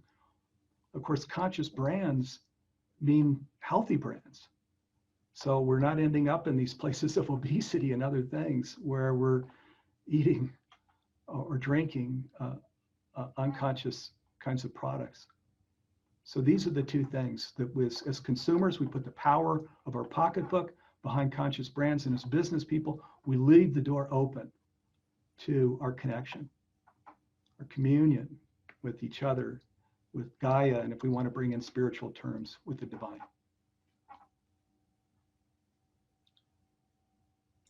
Thank you so much, Steve Farrell. And thank you for the Conscious Business Declaration that I really urge anyone who's in business to look it up and sign on to it. This is the future, conscious business. So next we have David Gershon. He has a modest goal. It's called Reinventing the Planet, a Bottom-Up Strategy. David Gershon. Thank you, Deborah. And everybody, greetings, my friends around the world and all my beautiful EL friends of years. It's an honor to be amongst a group of such wise and illumined beings. So the question of our moment in time is, unless we rapidly change our trajectory as a species, our civilization will unravel. So the question is, how do we change? So the problem, I believe, is not the world's unwillingness to change, but the approaches that we use to bring about change. If we wish to change the world, reinvent the planet, if you will, we need to first change the way we think about change. So my chapter provides a new way of thinking about social change based on my 4 decades of being in the trenches of social change. And it's called second order change or transformative social change. And it's applied as part of a grand strategy we call reinventing the planet. And the goal of this strategy is to build second order change capacity to further humanity's 5 evolutionary goals. Personal empowerment and full human potential is the first goal. The second is peace on earth and the oneness of humanity. The third is climate stability and a healed earth. The fourth is knowledge that we need to evolve our social systems. How do we change? And the fifth is the financial abundance needed to scale this type of change. But this is more than a strategy. It's an actual action plan that's achieving measurable and scalable second order change around each of these evolutionary goals. Here's a brief overview on second order change, if you will. Our civilization is organized into social systems, such as economic systems, political systems, healthcare systems. Because of a multitude of reasons, many of which have been explained already, these systems are now deeply stressed. When a social system becomes deeply stressed, it starts to oscillate and become unstable. If this continues, it becomes unmoored from that which keeps it in place and breaks down. The US national political system is a poster child of this breakdown. But here's the good news. When a social system becomes unmoored enough to break down, it can also break through to a higher level of performance and social value. How to do this is called second order change. And I invite you to learn more about second order change. I wish I could go into more detail, and our grand strategy to implement it in our moment of choice. Let me just close by saying, I wish us Godspeed. Take a deep breath in and feel that Godspeed inside of your own breath in seizing this unprecedented evolutionary moment and creating our beautiful world anew. That is our charge, and that is what I believe our moment of choice offers you and us all. So bless you and thank you. Thank you, David Gershon, for that powerful breath of hope for the future. And now, our third contributor to this chapter, Gino Pastori-Ing. He's written about youth-led social enterprise projects, but I think he has a unique way that he's going to express himself to us today. So I give you Gino Pastori-Ing. Yes, thank you, Deborah. Thank you, everyone. It's an honor to be included in this project. And I'll just briefly say that my chapter in the book is about my work in Oakland, California, my hometown, and highlighting the success of some of the young social entrepreneurs that I work with. Those are young people who are creating the conscious businesses that recognize the oneness of all life. I really encourage you to read the book and learn more about them. But today I want to share a song that I think reflects what this whole book is all about, which is really a matter of identity and who are we and who are we going to choose to be. And this song came about at another gathering where we were asked this question of who is we, meaning who do we want to become in this moment? And someone revealed that who in Arabic means divine essence. That's H-U. So who is we is the question, and who is we is the answer, that we are all divine essence. And I think that's what this book is trying to communicate, and what everyone who's on this call is trying to achieve, is how to manifest that way of being. So without further ado, this is a song, and the person who shared that revelation is named Tazeen Ayub, and you're going to hear her voice sing on this song. So enjoy.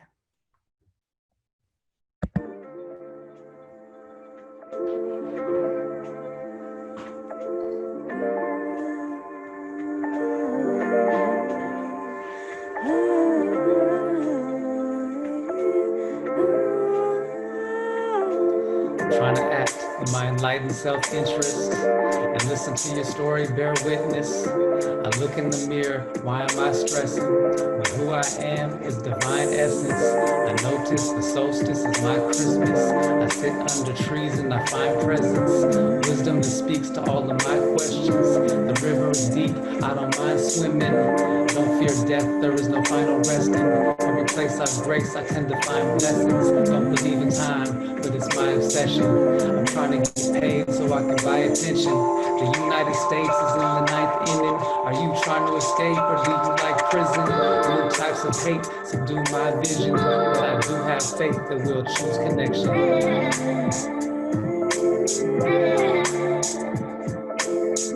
Who is we? Who is we? Who is we? Who is we? Who is me? Who is me? Who is we? Who is we? I dance in the liminal space beautifully. In every moment, I have the choice of who to be. Usually, I choose to be a human being. In finer moments, the whole community. I expand my scope across the hugest sea. I am the watcher, my friend, priest to Bruce Lee. I don't meet so many people who are truly free. I let go of my ego for sake of unity. The difference of who I am and who is we. The illusion of separation at 2 degrees. Or do I need a nation that I don't choose to leave? I pray for our shadow down on wounded knee. A spiritual battle, take me to the trees. 5 years to unravel, may I move with ease. Bring all pieces together so due to flee. So I can remember the root of who is we. Who is me? Who is me? So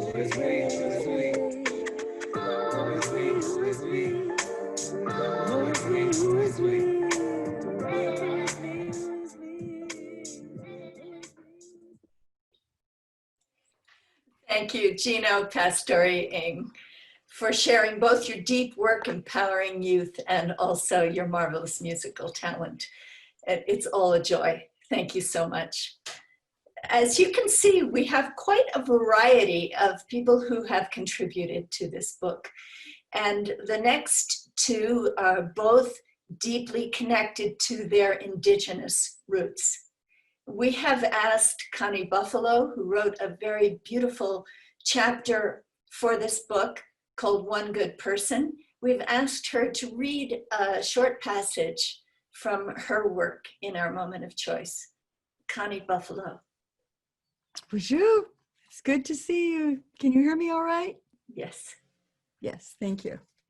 So when I hear everybody speaking so beautifully about our one humanity and all of that, I keep looking at the cover of this book.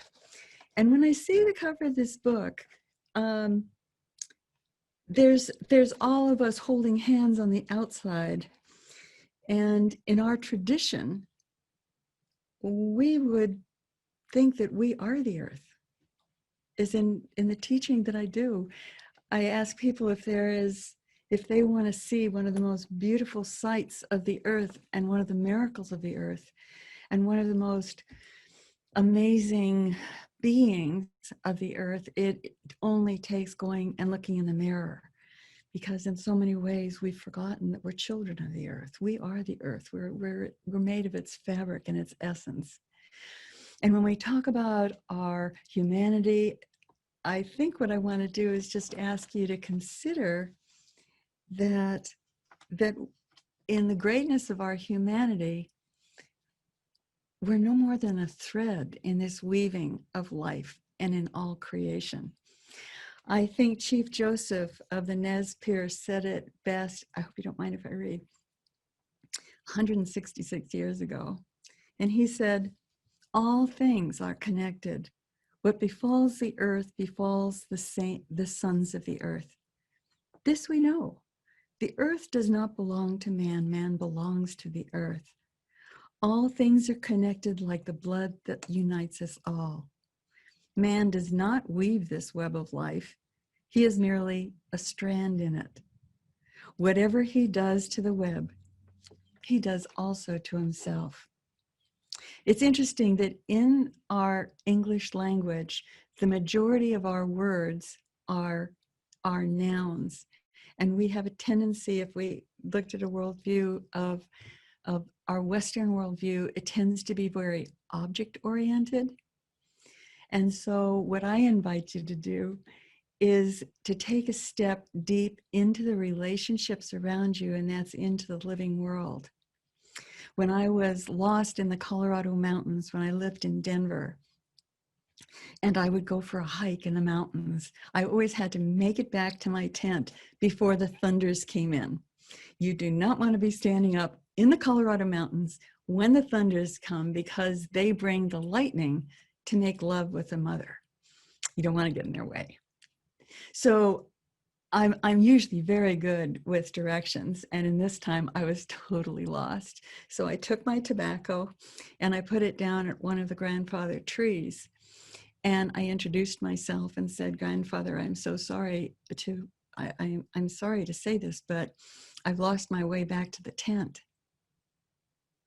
Not unlike how lost we are sometimes in moving back into this whole sphere of creation, who are our relationships. And no sooner had I spoken my prayer and made my offering, and my offering, my asema, is taking the spirit that I am and the spirit of my asema, my tobacco, and moving it into the spirit of the tree. It's my bridge, it's my offering. No sooner had I said that than this great raven, great raven, flew across my shoulders and flew into the tree about 20 feet in front of me, Oh, Morasema, I got my Asema out, and Miigwech, thank you. Thank you so much for coming. And this raven flew from tree to tree to tree to tree to take me all the way back to my tent where a beautiful red fox was awaiting me. Now, this communion with the world around us is something that I think we've forgotten. It's not just for me, it's for all of us. And the standing people, all of our relations are so ready to be there standing with us. No matter what we in our silly two-legged way do, they'll endure. They'll go on, maybe in a different form, but they'll go on. So we have to be very clear, I think, that it's not the world we're trying to save. It's we two-leggeds who are trying to save. They are our elders. They've been, the world has, the animals, the mountains, the streams, the rivers, and the oceans have been there before us, and they will be there after us. And it's for us to join our hearts, perhaps with them, and step back into the family of creation. And in humility, ask for help and ask for direction and see how they get along with each other and how they deal when there's an intrusion, how the trees and the great intelligence system of their roots communicate with one another to face adversity. Because from our relations, we learn so much, and we learn where we truly belong and who we are. Thank you very much. Thank you, Connie Buffalo. That was so beautiful. And thank you for reminding us of the wisdom that we have forgotten. Much appreciated. We have another Indigenous perspective in this book, which comes from Hereditary Chief Phil Lane Jr., who has devoted much of his life to bringing forth powerful Indigenous prophecies. And he's going to tell us a little bit about the prophecies today and how they relate to this book, Our Moment of Choice. Brother Phil. Midakiapi, my very, very beloved members of our human family, past, present, and future. More than 500 years ago across the Americas, there existed the most enlightened, the most unified, the most spiritually advanced civilization ever known in the annals of human history, the union of the condor, the quetzal, and the eagle. Within this union were estimates between 90 to 108 million human beings when our relatives arrived as destined, as the world is round. And when these forces arrived, we had this incredible epic lesson we're learning between the powers of physical science, the powers of Western science that had not yet understood oneness. And so here in these lands, the powers of the spirit and the powers of the physical Western science came together in great struggle. And we held on. We've never surrendered understanding of oneness. We've never surrendered our connection to Mother Earth. And we knew, we kept praying that no material force and the power in this universe could overtake the power of our beloved Creator. And so it's been. This very day, our moment of choice has been prophesied for over 500 years, when finally the powers of science and the powers of spirituality would come together and unite and demonstrate before Mother Earth the fundamental strength of this universe is spirit. And that spirit is the foundation. There is nothing, anywhere, any place, that will prevent the fulfillment completely of this union. And this union was established on June 20th, 2020. From this oneness, it's easy to see some of the key issues that will be dealt with this next 30 years. The equality of women and men, fundamental for the move forward. The elimination of all prejudice, for we understand we're one. There's nobody above or less. Each of us has sovereignty, ancient, imperishable, and everlasting. the balancing of the streams of wealth and poverty that's increasing everywhere in Mother Earth. This will change, and it's changing dramatically, rapidly, dynamically at this time of rapid change. Of course, understanding oneness comes the understanding of universal education for every child on this Mother Earth. As my uncle Vine Deloria Jr. said, we will judge a civilization in the future by how they treat those at the dawn of their lives and the twilight of their lives. Universal education. Unity and diversity. Unity and diversity. That's why we wear bright colors, because we see our creator of all good things. While creating oneness, created infinite diversity. There is not one grain in the world. You can go and find one grain the same as the other. Just like ourselves. Each of us is sovereignty, ancient, perishable, everlasting. And I shared the unity of spirituality and science. So my Dakiapi, my beloved relatives, we are moving forward to the beginning of world peace by 2030. This, our moment of choice, is the foundation of this movement forward. It is a foundation where merged together are the powers of the spirit and the powers of science.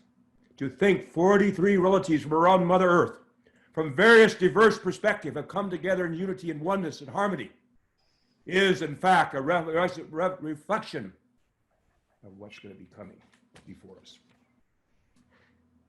So, as these days are called, the day that shall not be followed by night. In looking deep into the Lord's Prayer, we've been saying it all along, thy will be done on earth as it is in heaven. And also, the last shall be first. And so, Mitaki, we begin remembering our relatives of the great Arab relatives right there, the Dead Sea in Jordan. And went to see our relatives, the holy place of our relatives in Israel, Palestine. And then on the 6th of February, we prayed at Armageddon to begin this process that we are now in. And then from there, we continue to pray in the spring equinox, 8 hours. On the 20th, we came together across the America for more than 24 hours. We consulted. And last night, we sealed it with one heart and one mind.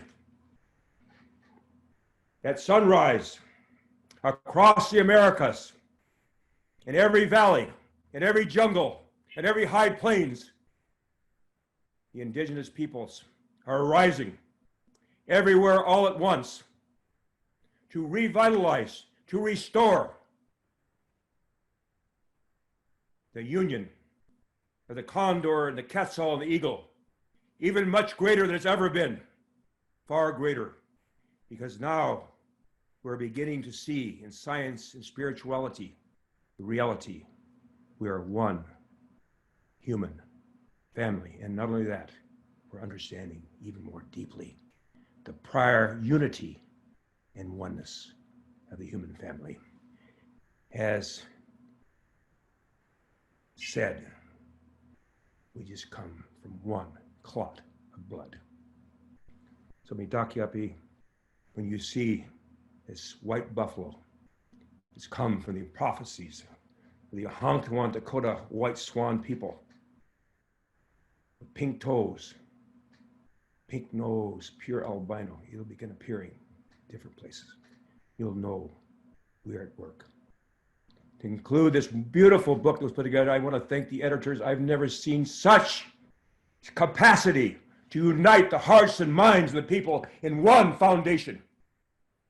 So I'm going to close with a little prayer here for unity from the Ancient of Days. Oh my God, unite the hearts of thy servants and reveal unto them thy great purpose. They follow thy commandments and abide in thy law. Help them, O God, in their endeavor and grant them strength to serve thee. O God, illumine their hearts and their minds in oneness. Hallelujah. Chante washtealo, shumkmano he meado, chinupasapa he meado, My names are Shugmano. My name is Shinupasapa, and I stand responsible before the Creator for all my words and actions. And as my father said, he said, son, if you can't be happy today, what day are you waiting for? Aho! Oh, thank you, Chief Phil Lane Jr., for those powerful words and the vision of Peace on Earth 2030. We're with you. We stand with you. So coming into the home stretch now. We're going to take a very short video break to hear from Sarah McCrum from Down Under. She's the author of Love Money, Money Loves You. And then we will begin to wrap up our program for today. This is our moment of choice. Have you noticed that every time you make a good choice, it makes a difference? So imagine the power of making lots of good choices, and lots of us making lots of good choices. Then we wouldn't have to wait for the big guys and the systems to change in order to transform our world. The combination of all of our choices would be way more powerful than waiting for them. So this is why I'd like to recommend the book, Our Moment of Choice. It brings together some of the world's best writers and thinkers who are sharing with you what they believe are the most important choices that we as individuals can make, and showing you how to make those choices in your own life. Our choices matter more now than ever before. So what are you going to choose in the coming days and weeks? Please go to OurMomentOfChoice.com, where you can buy the book, Our Moment of Choice. Thank you, Sarah McCrum. I'm going to take a little bit of liberty with our schedule because, as you know, we're running a bit behind because we have so many wonderful people to hear from, and we want to hear from every one of them. And you don't want to miss the closing music, which is also going to be spectacular. So I'm going to invite Greg Braden to speak next. Greg, as you heard from Diane at the beginning and from Bob Atkinson, he was one of the inspirations for this book. He had gifted us the title, Our Moment of Choice, many years ago, probably at least 10 years ago. And when the book project came around again, we asked him, could we still use this title? He generously said, yes, of course you can. And we still liked the title, but we had no idea. Right now, truly everyone on the planet can see that this is the moment. This is our moment of choice. So we're deeply grateful. Greg wrote the introduction to the book and also a chapter of his own. And we're delighted to have him with us today to help launch this book. Greg Braden. Deborah, thank you so much. And it's so good to be with you and to see everyone, all of my dear friends, brothers, sisters, colleagues that I've had the opportunity to see in the last few moments.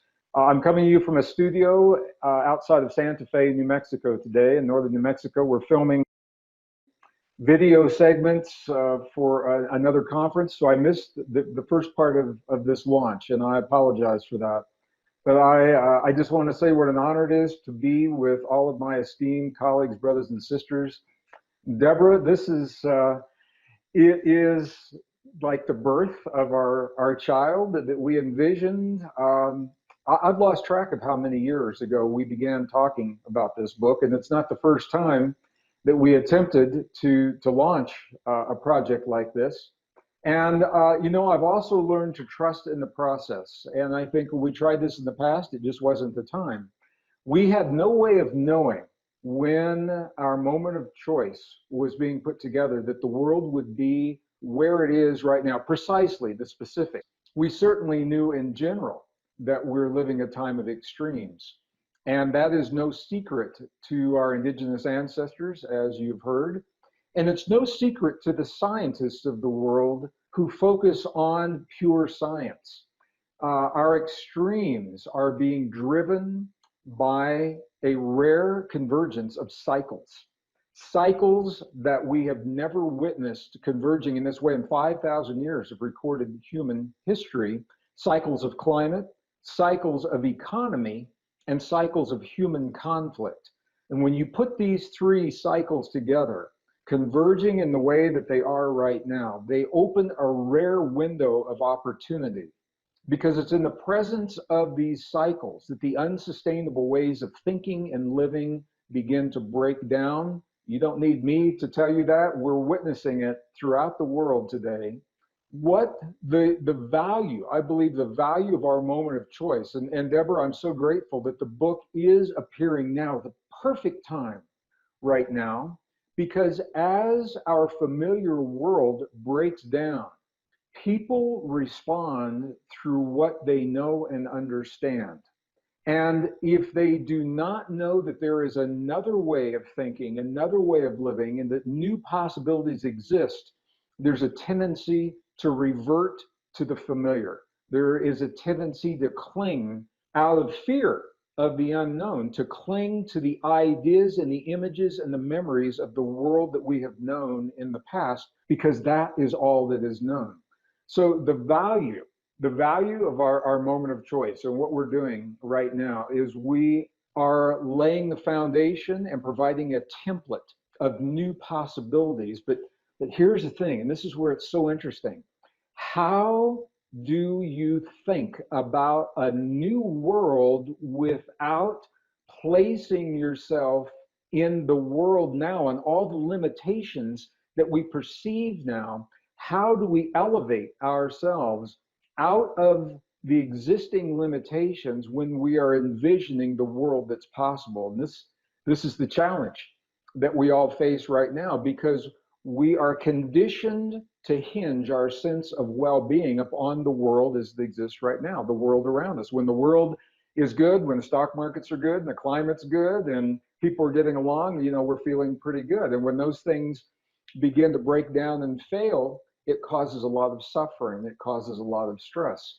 So our invitation in this book is to elevate ourselves out of where we find ourselves now in consciousness and immerse ourselves in what is possible. And as we do that, we open the door to inviting those possibilities into our lives. And I want to pick up, it was so good to see Joan and Gordon. They're our neighbors, Joan and Gordon. If you're still watching, I love you both. You're my neighbors, and I don't see you as often as I would like here in northern New Mexico. But Gordon was talking about one of the fundamental shifts that we're seeing right now. COVID-19 is up for everybody. And what it is doing is it is taking out of theory and out of philosophy our relationship to our own bodies and the sovereignty of our own bodies in the presence of this world. We're being taught that we need something outside of ourselves to feel safe, to love, and to immerse ourselves in the love and the care for one another in this world. That is a choice. And this is our moment of choice. The question, do we love ourselves enough to give our bodies what they need to do what they do so very well? Because the intelligence of the human body has known and addressed contagion since we appeared on this earth 200,000 years ago. The key is we must be at our best to do precisely that. So this is one example of physical sovereignty and where we must make the choice. How much external technology do we want to invite into our bodies, and how much of our own internal technology do we remember and love and respect and choose to develop as we move forward into the new world? So when I wrote the introduction to the book, I was honored to be invited to write this introduction. I wanted to lay out the fact that this is no ordinary time in human history, that we are living this rare convergence. It's a window of opportunity. It doesn't last forever. So we don't want to kick the can down the road to the next generation. This is our moment to define the values that we cherish in our lives and in our world, and claim those values front and center as the foundation for whatever world we choose to emerge. Values like freedom of imagination and life and community, because those are the very values that are on the line right now as people are struggling to embrace what the new world is saying to us. And these are the values that are being tested. So we don't know what the world's going to look like. We cannot know. There are things that we cannot know right now. My sense is that if we claim these values that we cherish and we allow them to become the foundation of every choice, every policy, every law, every decision that we make, we can't go wrong. But we have to know what it is that's available. Our moment of choice is the template for just that. So I know we're limited on time, Deborah. I'll stop right there and just say thank you so much for the opportunity to be with you all on the launch today. And I want to thank everyone for all of your love and support as we've gone forward with this project. There is no other book like this that exists today. And I did a little math as I was writing this introduction. We have over 500 years of collective wisdom in this book that we're bringing to bear, our experience, our dedication, our insights, our intuition, and that's what makes this book so powerful and so very special and so very precious in our lives. So thank you so much, Deborah. Thank you, Greg. Thank you for all the support all along the process of getting this book out. And we just love and appreciate you so much. Thank you. Honored to have you with us today. So everybody who has stuck with us in this program, I want you to know that we've saved some of the best for last. So I'm going to ask you to hang in another few minutes because there's inspiration coming your way and some great music. And next we're going to hear from our beloved Reverend Sylvia Sumter. Thank you so much, Deborah.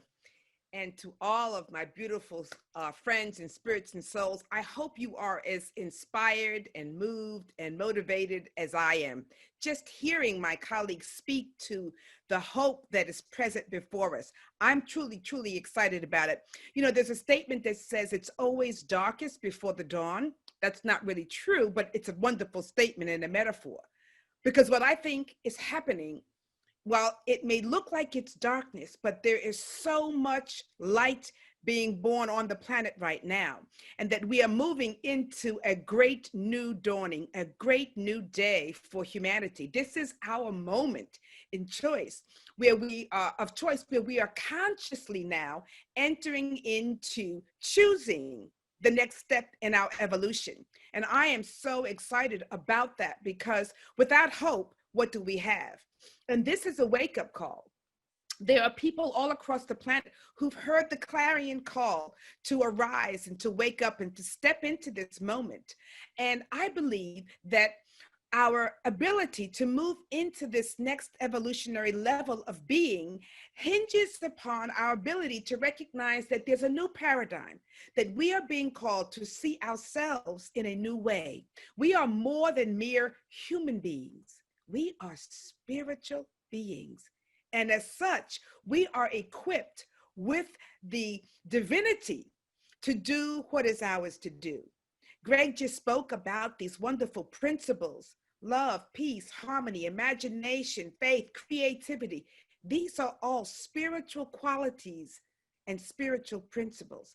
And when we begin to shift, moving out of just the head, but into the heart, moving beyond the mind into the spirit, because we are a threefold being. We are spirit, mind, body beings, or spirit, soul, and mind beings. And we've given a lot of emphasis on the mind and the body's prowess, but it is the spirit that will heal us and move us forward. And as we begin then to take on and to embody our own divine nature, our divinity, and come from that place, humanity will evolve.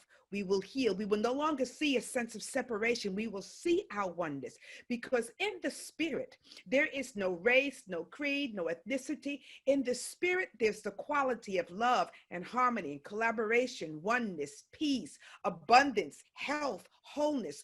All of these things are essence is the essence of spirit, our own nature. So this is our choice to awaken to who we truly are. And I think that there's an awakening around the planet that is making these wonderful holy alliances from all different walks of life and people who are now recognizing that we are one people on this planet. So we have a great opportunity to move from the head to the heart, because the spirit indwells in the heart and soul of everyone. And I have faith that we will all make the right choice. We will all choose the more excellent way, the higher path. Why? Because the spirit that indwells us is compelling us to step into who we truly are.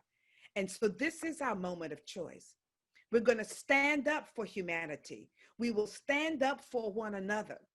And Stand Up for Humanity is a movement that was inspired by Unity of Washington, D.C., because we believe that the collective holds the power, that each of us is here by divine appointment, which means each of us has a divine gift to bring to the world, to share, or we would not be here. We would not be here. So as we share our gift, we share our light, our talent, whatever it is we have been called to bring to the world heals.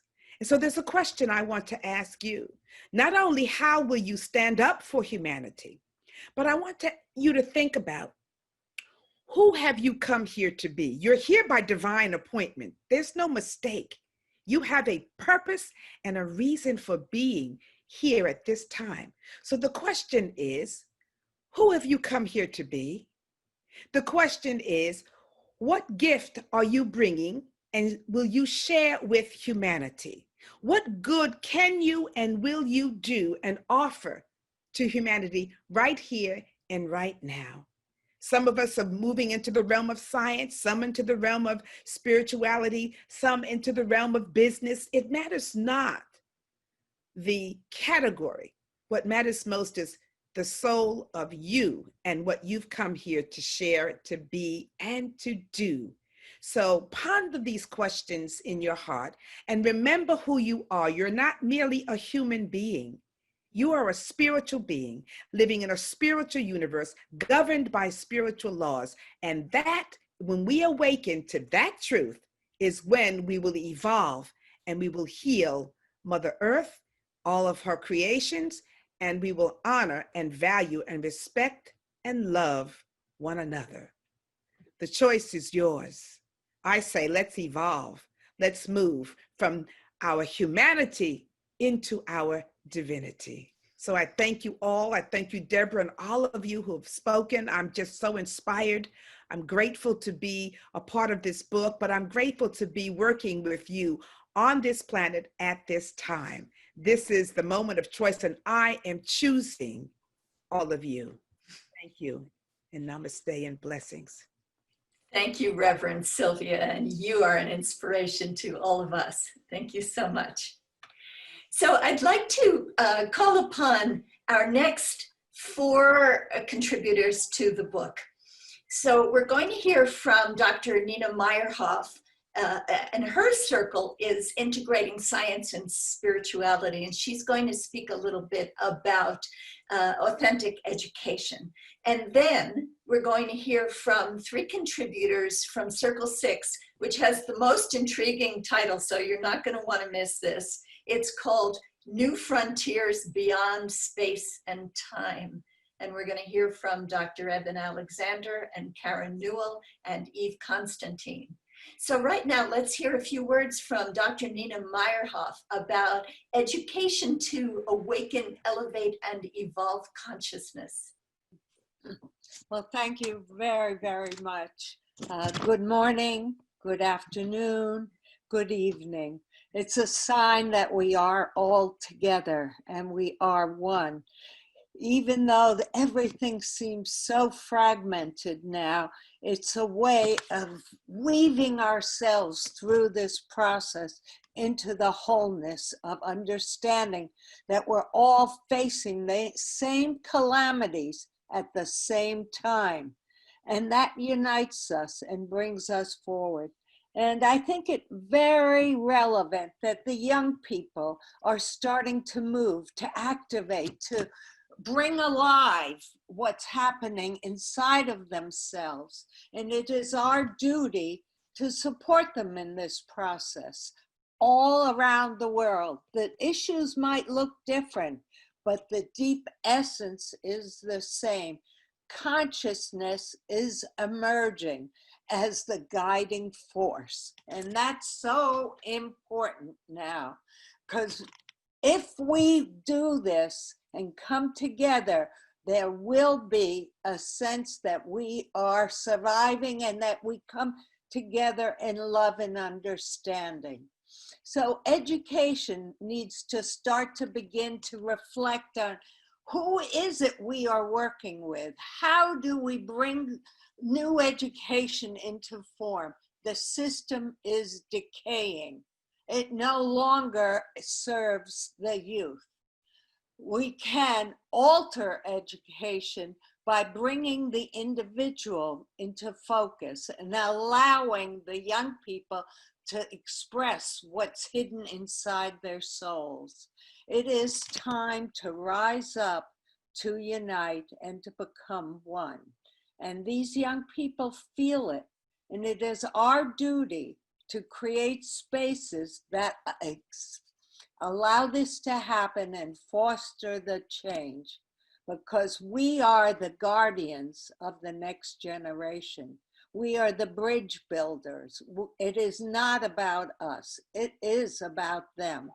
And we must help them as they go forward. We must give them the faith that we believe in them so that they can touch inside and really carry forth their dreams. Their dreams will unite and create the solutions we need so badly for us to succeed as a human race. So I thank you, and I am so grateful. And I think our moment of choice, if you look at it, this is a collective group. And it isn't about any one individual. It is about coming together, weaving the tapestry, as Connie was mentioning. It is time now to understand that it is synergy that builds the future. Thank you, and I am very grateful to be part of this. Yay. Holy, holy, holy. Thank you. Thank you, Dr. Nina Meyerhoff, for your passion for educating young people and all that you've done over the years with Children of the Earth and now the One Humanity Institute. We so appreciate you. Now, I know all of you are familiar with the work of Dr. Eben Alexander. He's the author of Proof of Heaven, and he's also written with Karen Newell, Living in a Mindful Universe. And they've written a chapter in this wonderful circle about new frontiers beyond space and time that speaks to liberating human potential. So Eben Alexander and Karen Newell. Deborah, thank you so much for having us on. We're honored to be part of this wonderful group of thinkers and thought leaders to help take us into the next level of human evolution. Now, for me, 12 years ago, I had a profound near-death experience with bacterial meningoencephalitis that changed my world. It changed my understanding of the nature of brain and mind, nature of consciousness, the very nature of reality. But from that journey, I came back to realizing that the hardships in life, the challenges and difficulties like the COVID pandemic, the resultant economic collapse, a lot of the racial strife that's been exposed, all of this is an opportunity for growth. These are hardships, but just like in the world of addiction and alcoholism, you find that there is something called a gift of desperation, where the tough times can actually energize the growth and the transformation and the evolution. And that's exactly what I believe we're facing now. Our chapter in this beautiful book, Our Moment of Choice, addresses much of what we cover in our book, Living in a Mindful Universe. It's a union, a synthesis of science and spirituality. And I think we've heard this theme mentioned over and over again. In many ways, the deep truths that we're arriving at through modern science, quantum physics, science of consciousness, understanding brain and mind, is a profound truth of unification. In many ways, it reveals the deep truths of many spiritual traditions going back thousands of years. But the thing that will make it different this time is the objective lens of science, of kind of a shared, objective, verifiable reality that shows this spirituality is something that isn't a natural form of the universe. And we are spiritual beings in the spiritual universe and have tremendous power to come into wholeness, to heal ourselves and this world. And that is something that our chapter addresses, especially in the form of the scientific support for objective idealism. That is that there's a realm of the mental, of the ideal, that in many ways is the template on which our reality emerges. Now, from my point of view, my world shifted dramatically when I met Karen Newell, my life partner and co-author of this chapter of ours in this book, because not only was she an idealist and had lived that her whole life, but she represented heart consciousness and the binding force of love.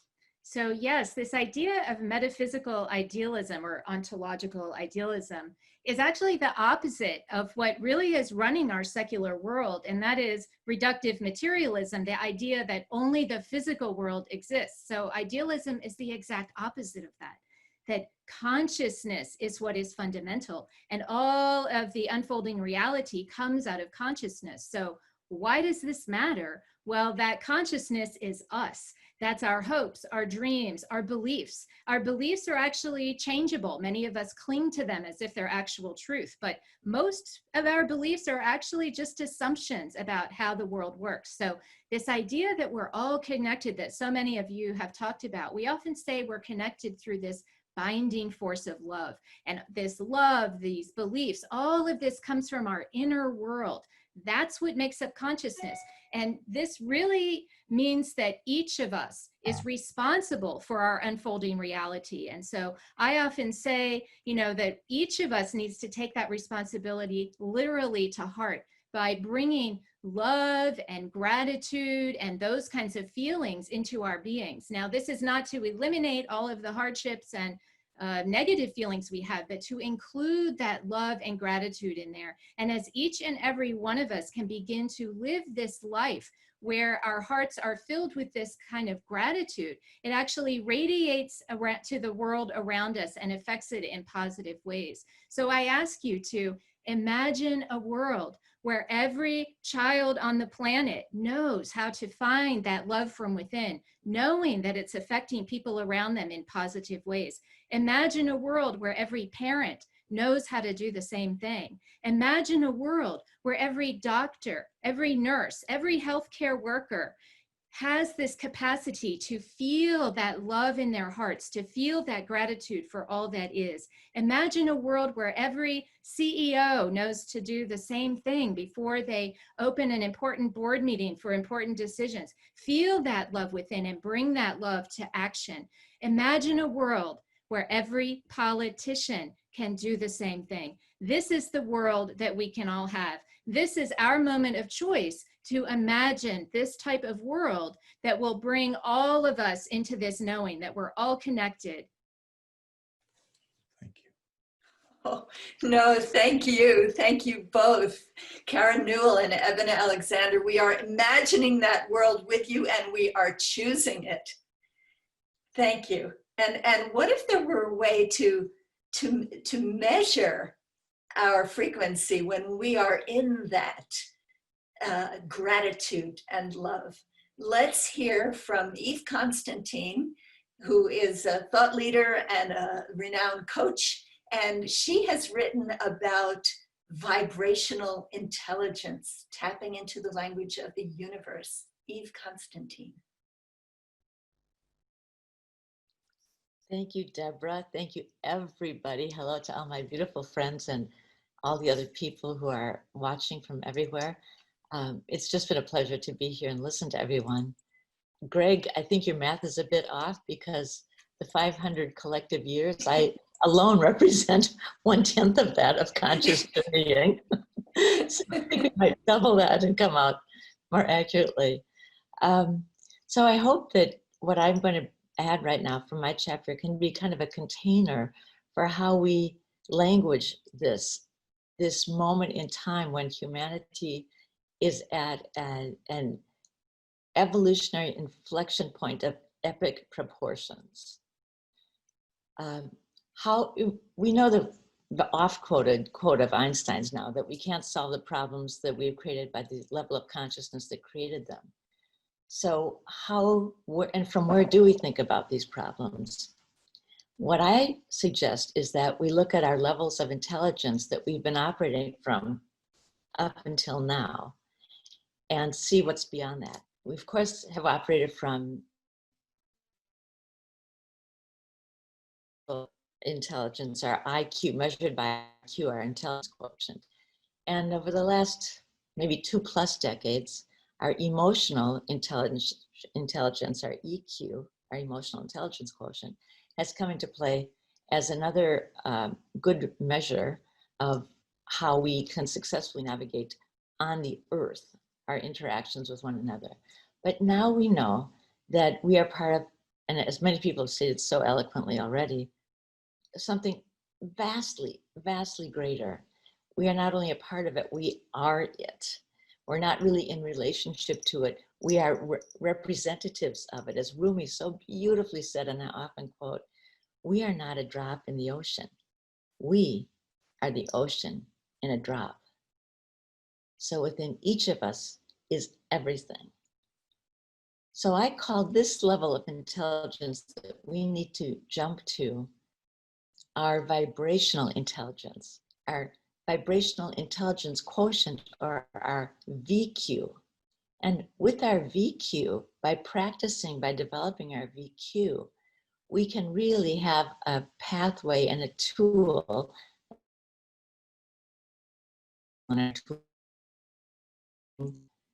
our place, our role, and our ability to act and be proactive in the whole universe. So how do we do that? Very quickly, just to give some suggestions for takeaways for people. The first thing in developing our VQ is to be willing to suspend what we believe to be true about how things are. Just, if you will, put them on the side for a moment. And I know I'm speaking on the call to probably everyone who can easily do this, but for those who are maybe new to this or going to talk to other people, just request that people suspend for a moment what they believe to be true. And from there, then we just need to allow to come forth a kind of an awakening that we can entertain, right? And what I want to say about this stage of the process is it's not hard. One of the things we need to suspend is our belief that growth is a struggle. That's really old school. That's yesterday's paradigm. Growth can be easy. Growth can be lovely. And indeed, it is if we allow it. So the allowing is huge. And then just to finally realize that with this ease that we're allowing in and allowing ourselves how to get there, the there is really here. So there's kind of nowhere to go. It's just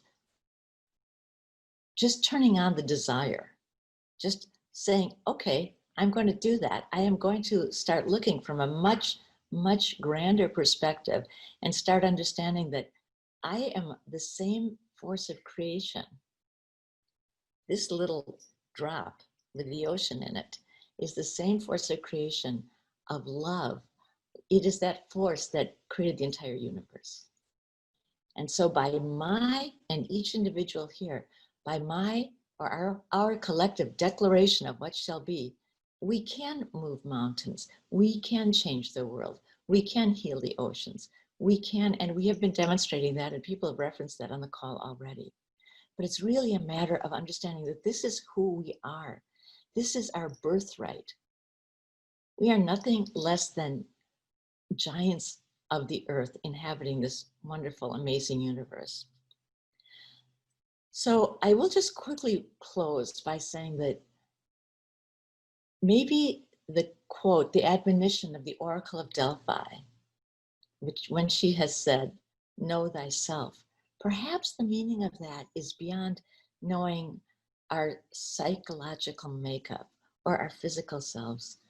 I believe that that admonition was to call us to understand this that I've just been talking about, the magnificence of who and what we are, the unlimited potential of our ability to create by declaration, by design, what we want to see in our personal lives and in the lives of the whole.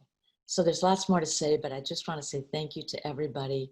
Thank you for being on the call for so long. Thank you to my fellow speakers. Honored to be in and amongst all of you, and amongst all of you around the world who are listening, because we're all the same. We're all giants of the earth. So thank you very much, everyone. Thank you, Deborah. Thank you, Eve Constantine, for that invitation to step into our magnificence beyond what we know yet. Beautiful journey.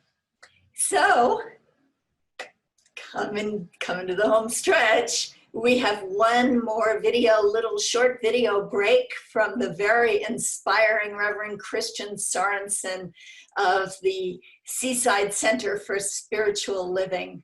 So let's hear that now, and then we are going to hear from Dr. Kurt Johnson and Pato Banton and Antoinette Ruth's daughter and their music. So let's hear from Christian Sorensen. Hello, Christian here, coming to you from Seaside right after a live streaming to our virtual audience. And what I want you to know is there are a lot of people on this planet wondering, what can I do now with all this interconnected crisis exploding at the same time? Well, I've got an answer for you. And it's right within these pages. It's called Our Moment of Choice. This anthology has been put together by some of the greatest evolutionary leaders of our time.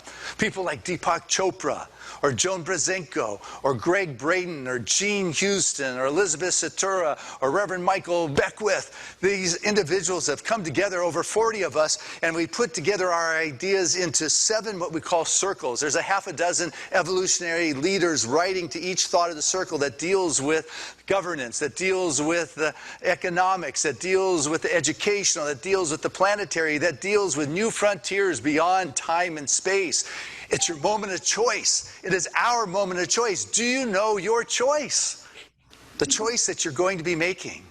Well, I want you to be aware that at the end of each chapter, there is a call to action. There are things that you can do. So I encourage you to go to the website, OurMomentOfChoice.com, and order this book now. It will help you to make that choice, because not making a choice is a choice. Don't you want to create what's in your heart and your soul and your genius wants to do at this time? For we have been called for times such as this. It is our moment of choice. Doesn't that raise your VQ just listening to Reverend Christian? Thank you so much. Well, there is one more co-editor of the book who has been so important in this process, and especially in bringing the work forward into the future through these next couple of months, through Peace Weekend and the Caravan of Unity, and through his publications and his media outlets. I want to introduce you to our final speaker before we get to the closing music, Dr. Kurt Johnson. No, thank you so much. So to wrap things up quickly, we've come all the way to the end of the book, and we'll loop back to the beginning just to talk a minute about bridge building. And Dr. David Sloan Wilson and I, in that chapter that we wrote, we wanted to remind everyone, because it's one of the best news of the last decade, that in 2015, mainstream science had changed its mind about natural selection. And that was announced in a book from Yale Templeton on the foundational questions of science, redefining natural selection, and David Sloan Wilson was the author. It took us from the old view of survival of the fittest, which was meant that was all about this, and it took us to the new view of survival of the fittest, which is, as we move up levels of complexity, and particularly once there's conscious choice, the definition of fitness changes from the best competitor to the best cooperator. So once you're at the level of a sentient being like Homo sapiens and cultural evolution, it's all about cooperation. And that's now called the two-level view of natural selection. If you were getting a PhD today in evolution, that would be what you learn, not social Darwinism and survival of the fittest as let's see who can beat up on who. So social biology was rewritten by Harvard around that. You know, we had a chance to visit the Dalai Lama in November and talk about the implications of this, because it brings together the ideals and values of the scientific community and what evolutionary process is taking us toward, and the values of the millennia that we've had in the wisdom traditions and in the transformative community. So definitely really wonderful news, and hopefully a part of the bridge building that all of you have talked about in today's sessions. Now, I've been asked to make one announcement, so I'm now not on my time, I'm on group time. And I've been asked to just honor for John Raymer. If it wasn't for John Raymer and Sign and his hooking up all of these Facebook pages, over 200 of them, we would not be reaching all the people that we're reaching today. So we want to let you know that John has another program coming up that's a part of the Caravan of Unity that'll be running into Peace Weekend and the International Day of Peace. That's called the Up Convergence. And it's going to be actually an entire week of programming online in combination with Unify, and go through the whole list and everyone else. To find out about it, you can look at Up Convergence, you can look at SINE on Facebook, you can Google Peace Weekend, the information will be there. And so this conversation is going to have hours and hours and hours of conversation from September 11th to September 21. So I was asked to make that announcement, which I'm happy to do. And now back to Deborah and our beloveds, Pato and Antoinette. Thank you, Dr. Kurt Johnson. Thank you for all you've done to network us all in this moment of choice. So the book launches today. This is the first day that this book is on sale. It's the first book of the evolutionary leaders of the Source of Synergy Foundation. We're so excited that you've all been with us today to launch this book. And we are on the Caravan of Unity. And the Caravan of Unity is moving on. So let's hear some music from Pato Banton and Antoinette Rootsdada. It's my great privilege to introduce to you Antoinette Root's daughter and Pato Banton.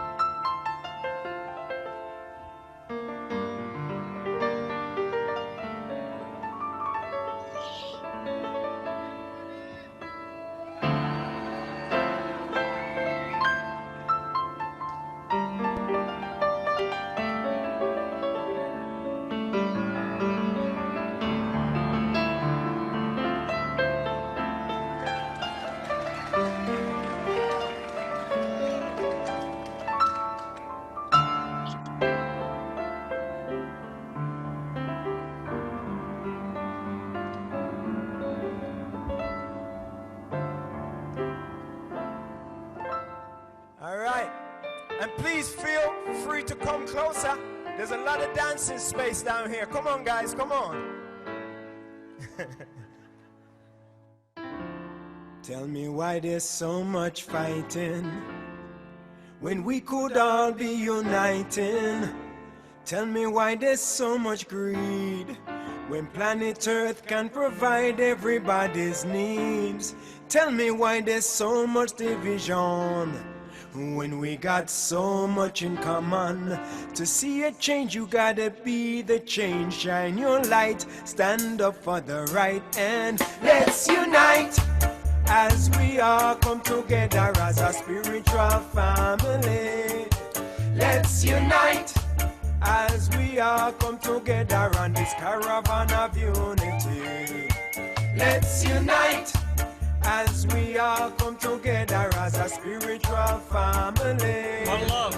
Let's unite as we all come together on this caravan of unity. Well, they say each one teach one, but first we've got to reach one. So we're reaching out to the world, for more unification. UNITY spells a unity. That's what we need in our global community. No more hate, prejudice, or animosity. Let's replace that with generosity. One for all and all for one. Each one teach one how to get along. Divided we fall, but together we strong. And if we stand up together, we could never go wrong. Let's unite as we all come together as a spiritual family.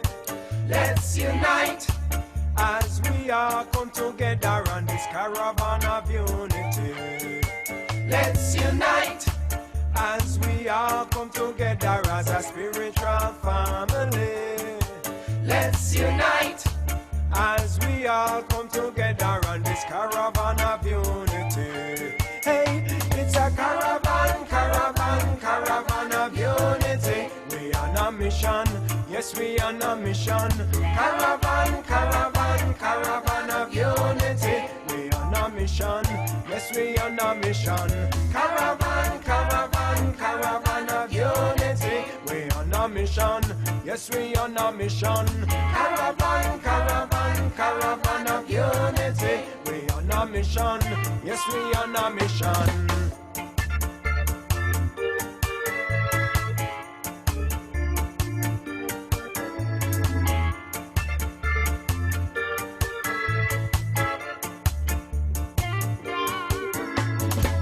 UNITY spells a unity. UNITY, Missy Morgan. UNITY spells a unity. UNITY. U for universal unity and negotiations for peace are necessary. I is instill international integrity to turn the tides of tyranny. Why? 'Cause that's the way it should be. Our people living in a harmony. Let me see a peace sign if you agree, and let your voices be heard as you sing with me. Let's unite as we all come together as a spiritual family. Let's unite as we all come together on this caravan of unity. Let's unite as we all come together as a spiritual family. Let's unite as we all come together on this caravan of unity. Hey, it's a caravan, caravan, caravan of unity. We're on a mission, yes, we're on a mission. Caravan, caravan, caravan of unity. We're on a mission, yes, we're on a mission. Caravan, caravan, caravan of unity. We're on a mission, yes, we're on a mission. Caravan, caravan, caravan of unity. We're on a mission, yes, we're on a mission.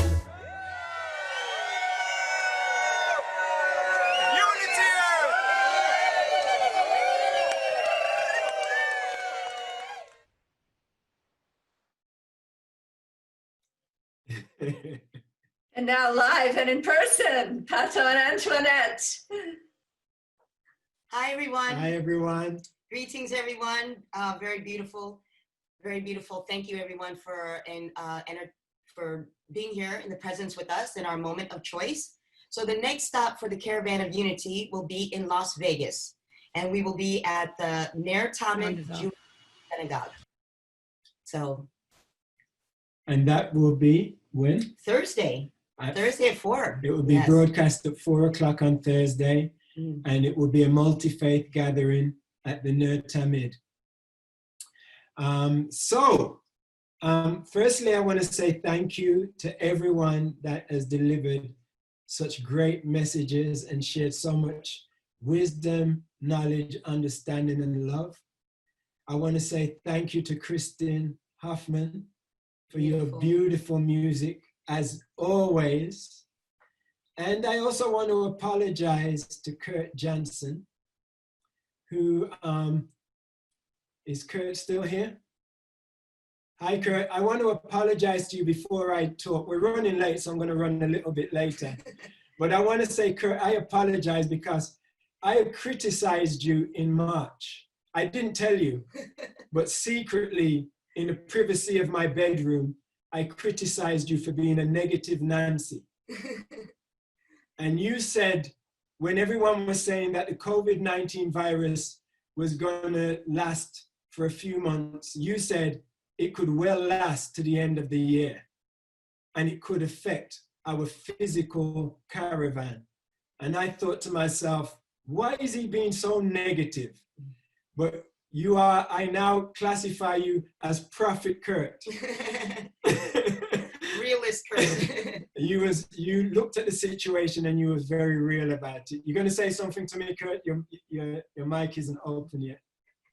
Well, you know, some of it's just the science. We didn't know, but what we know about is love, like Eve said. We know about love, and that's what we're all sharing, and in so many different ways and in so many talents. And what you two bring, oh my gosh, you bring that eternal optimism, you know, so it's always a balance, right hand and left hand. That's how you get anything done. So thank God for your optimism, and also then thank God for the grounding that makes us all realistic so that we're steering the course that way. So loved everybody, and especially to you guys.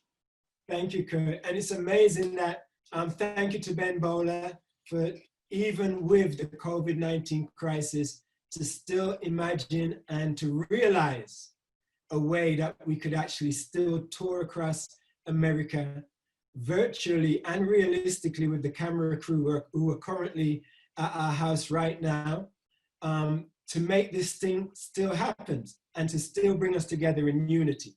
Mm-hmm. So going to my talk, by the way, Deborah, the book arrived today, an hour ago, and the postcards arrived too.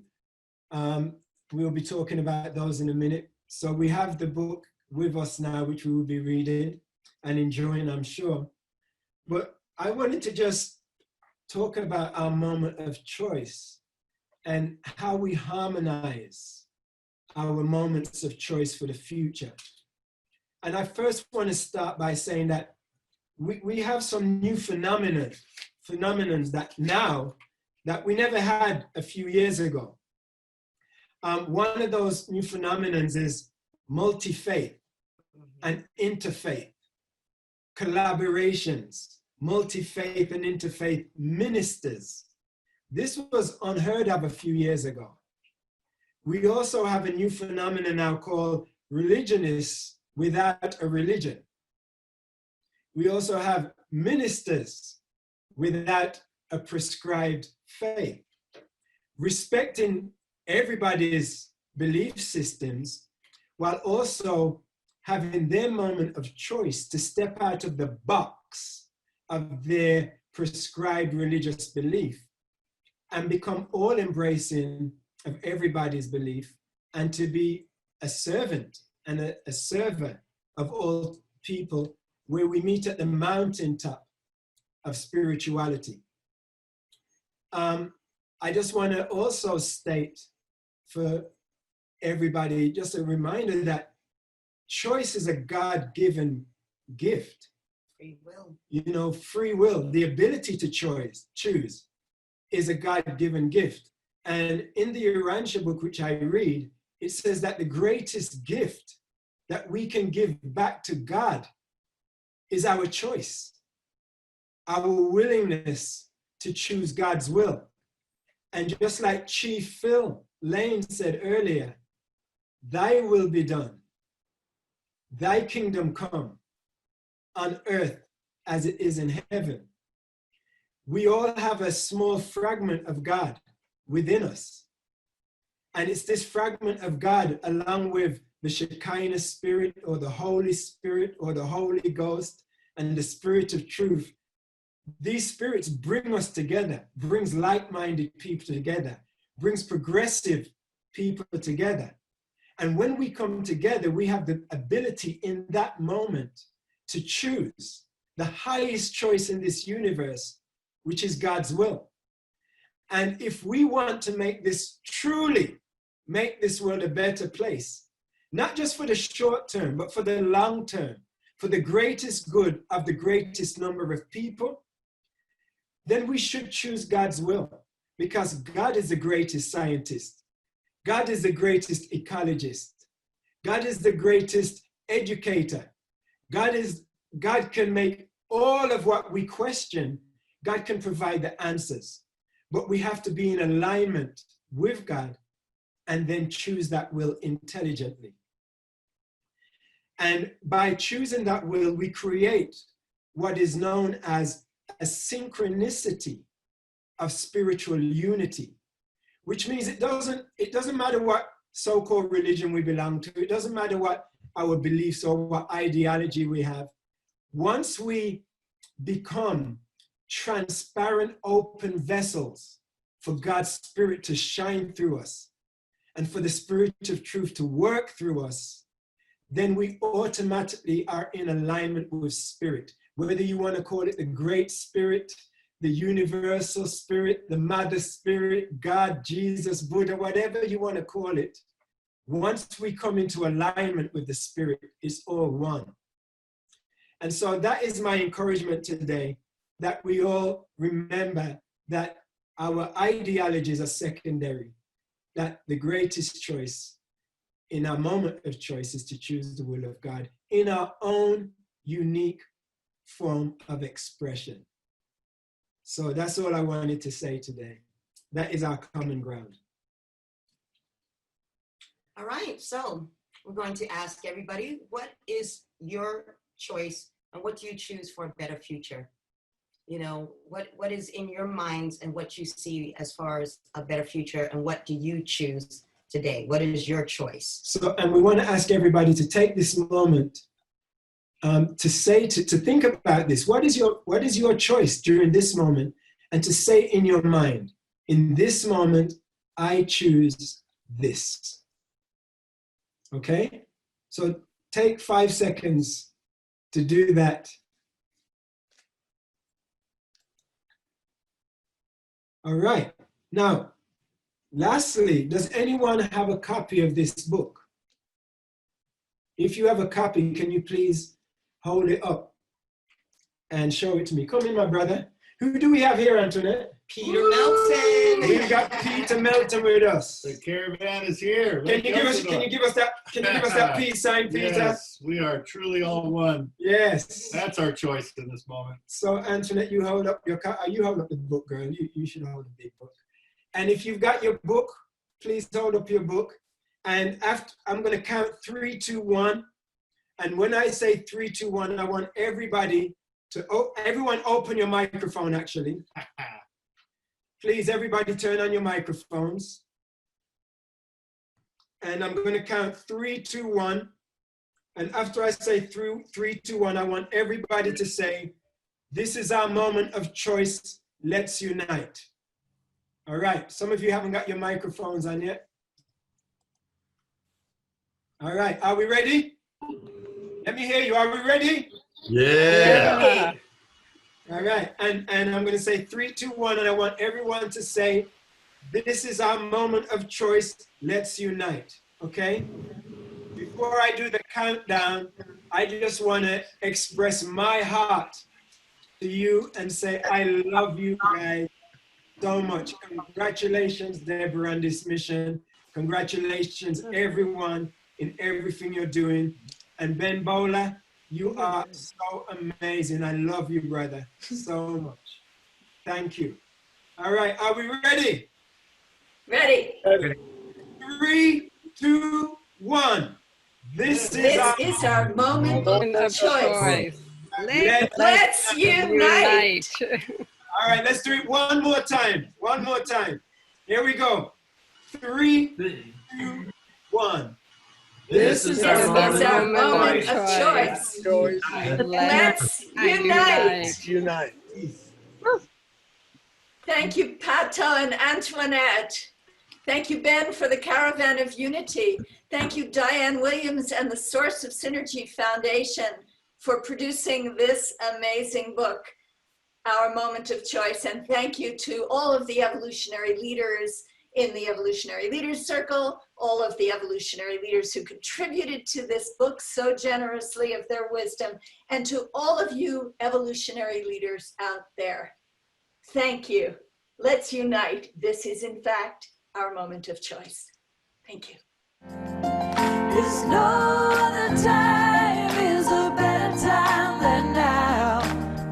This is the moment of our life.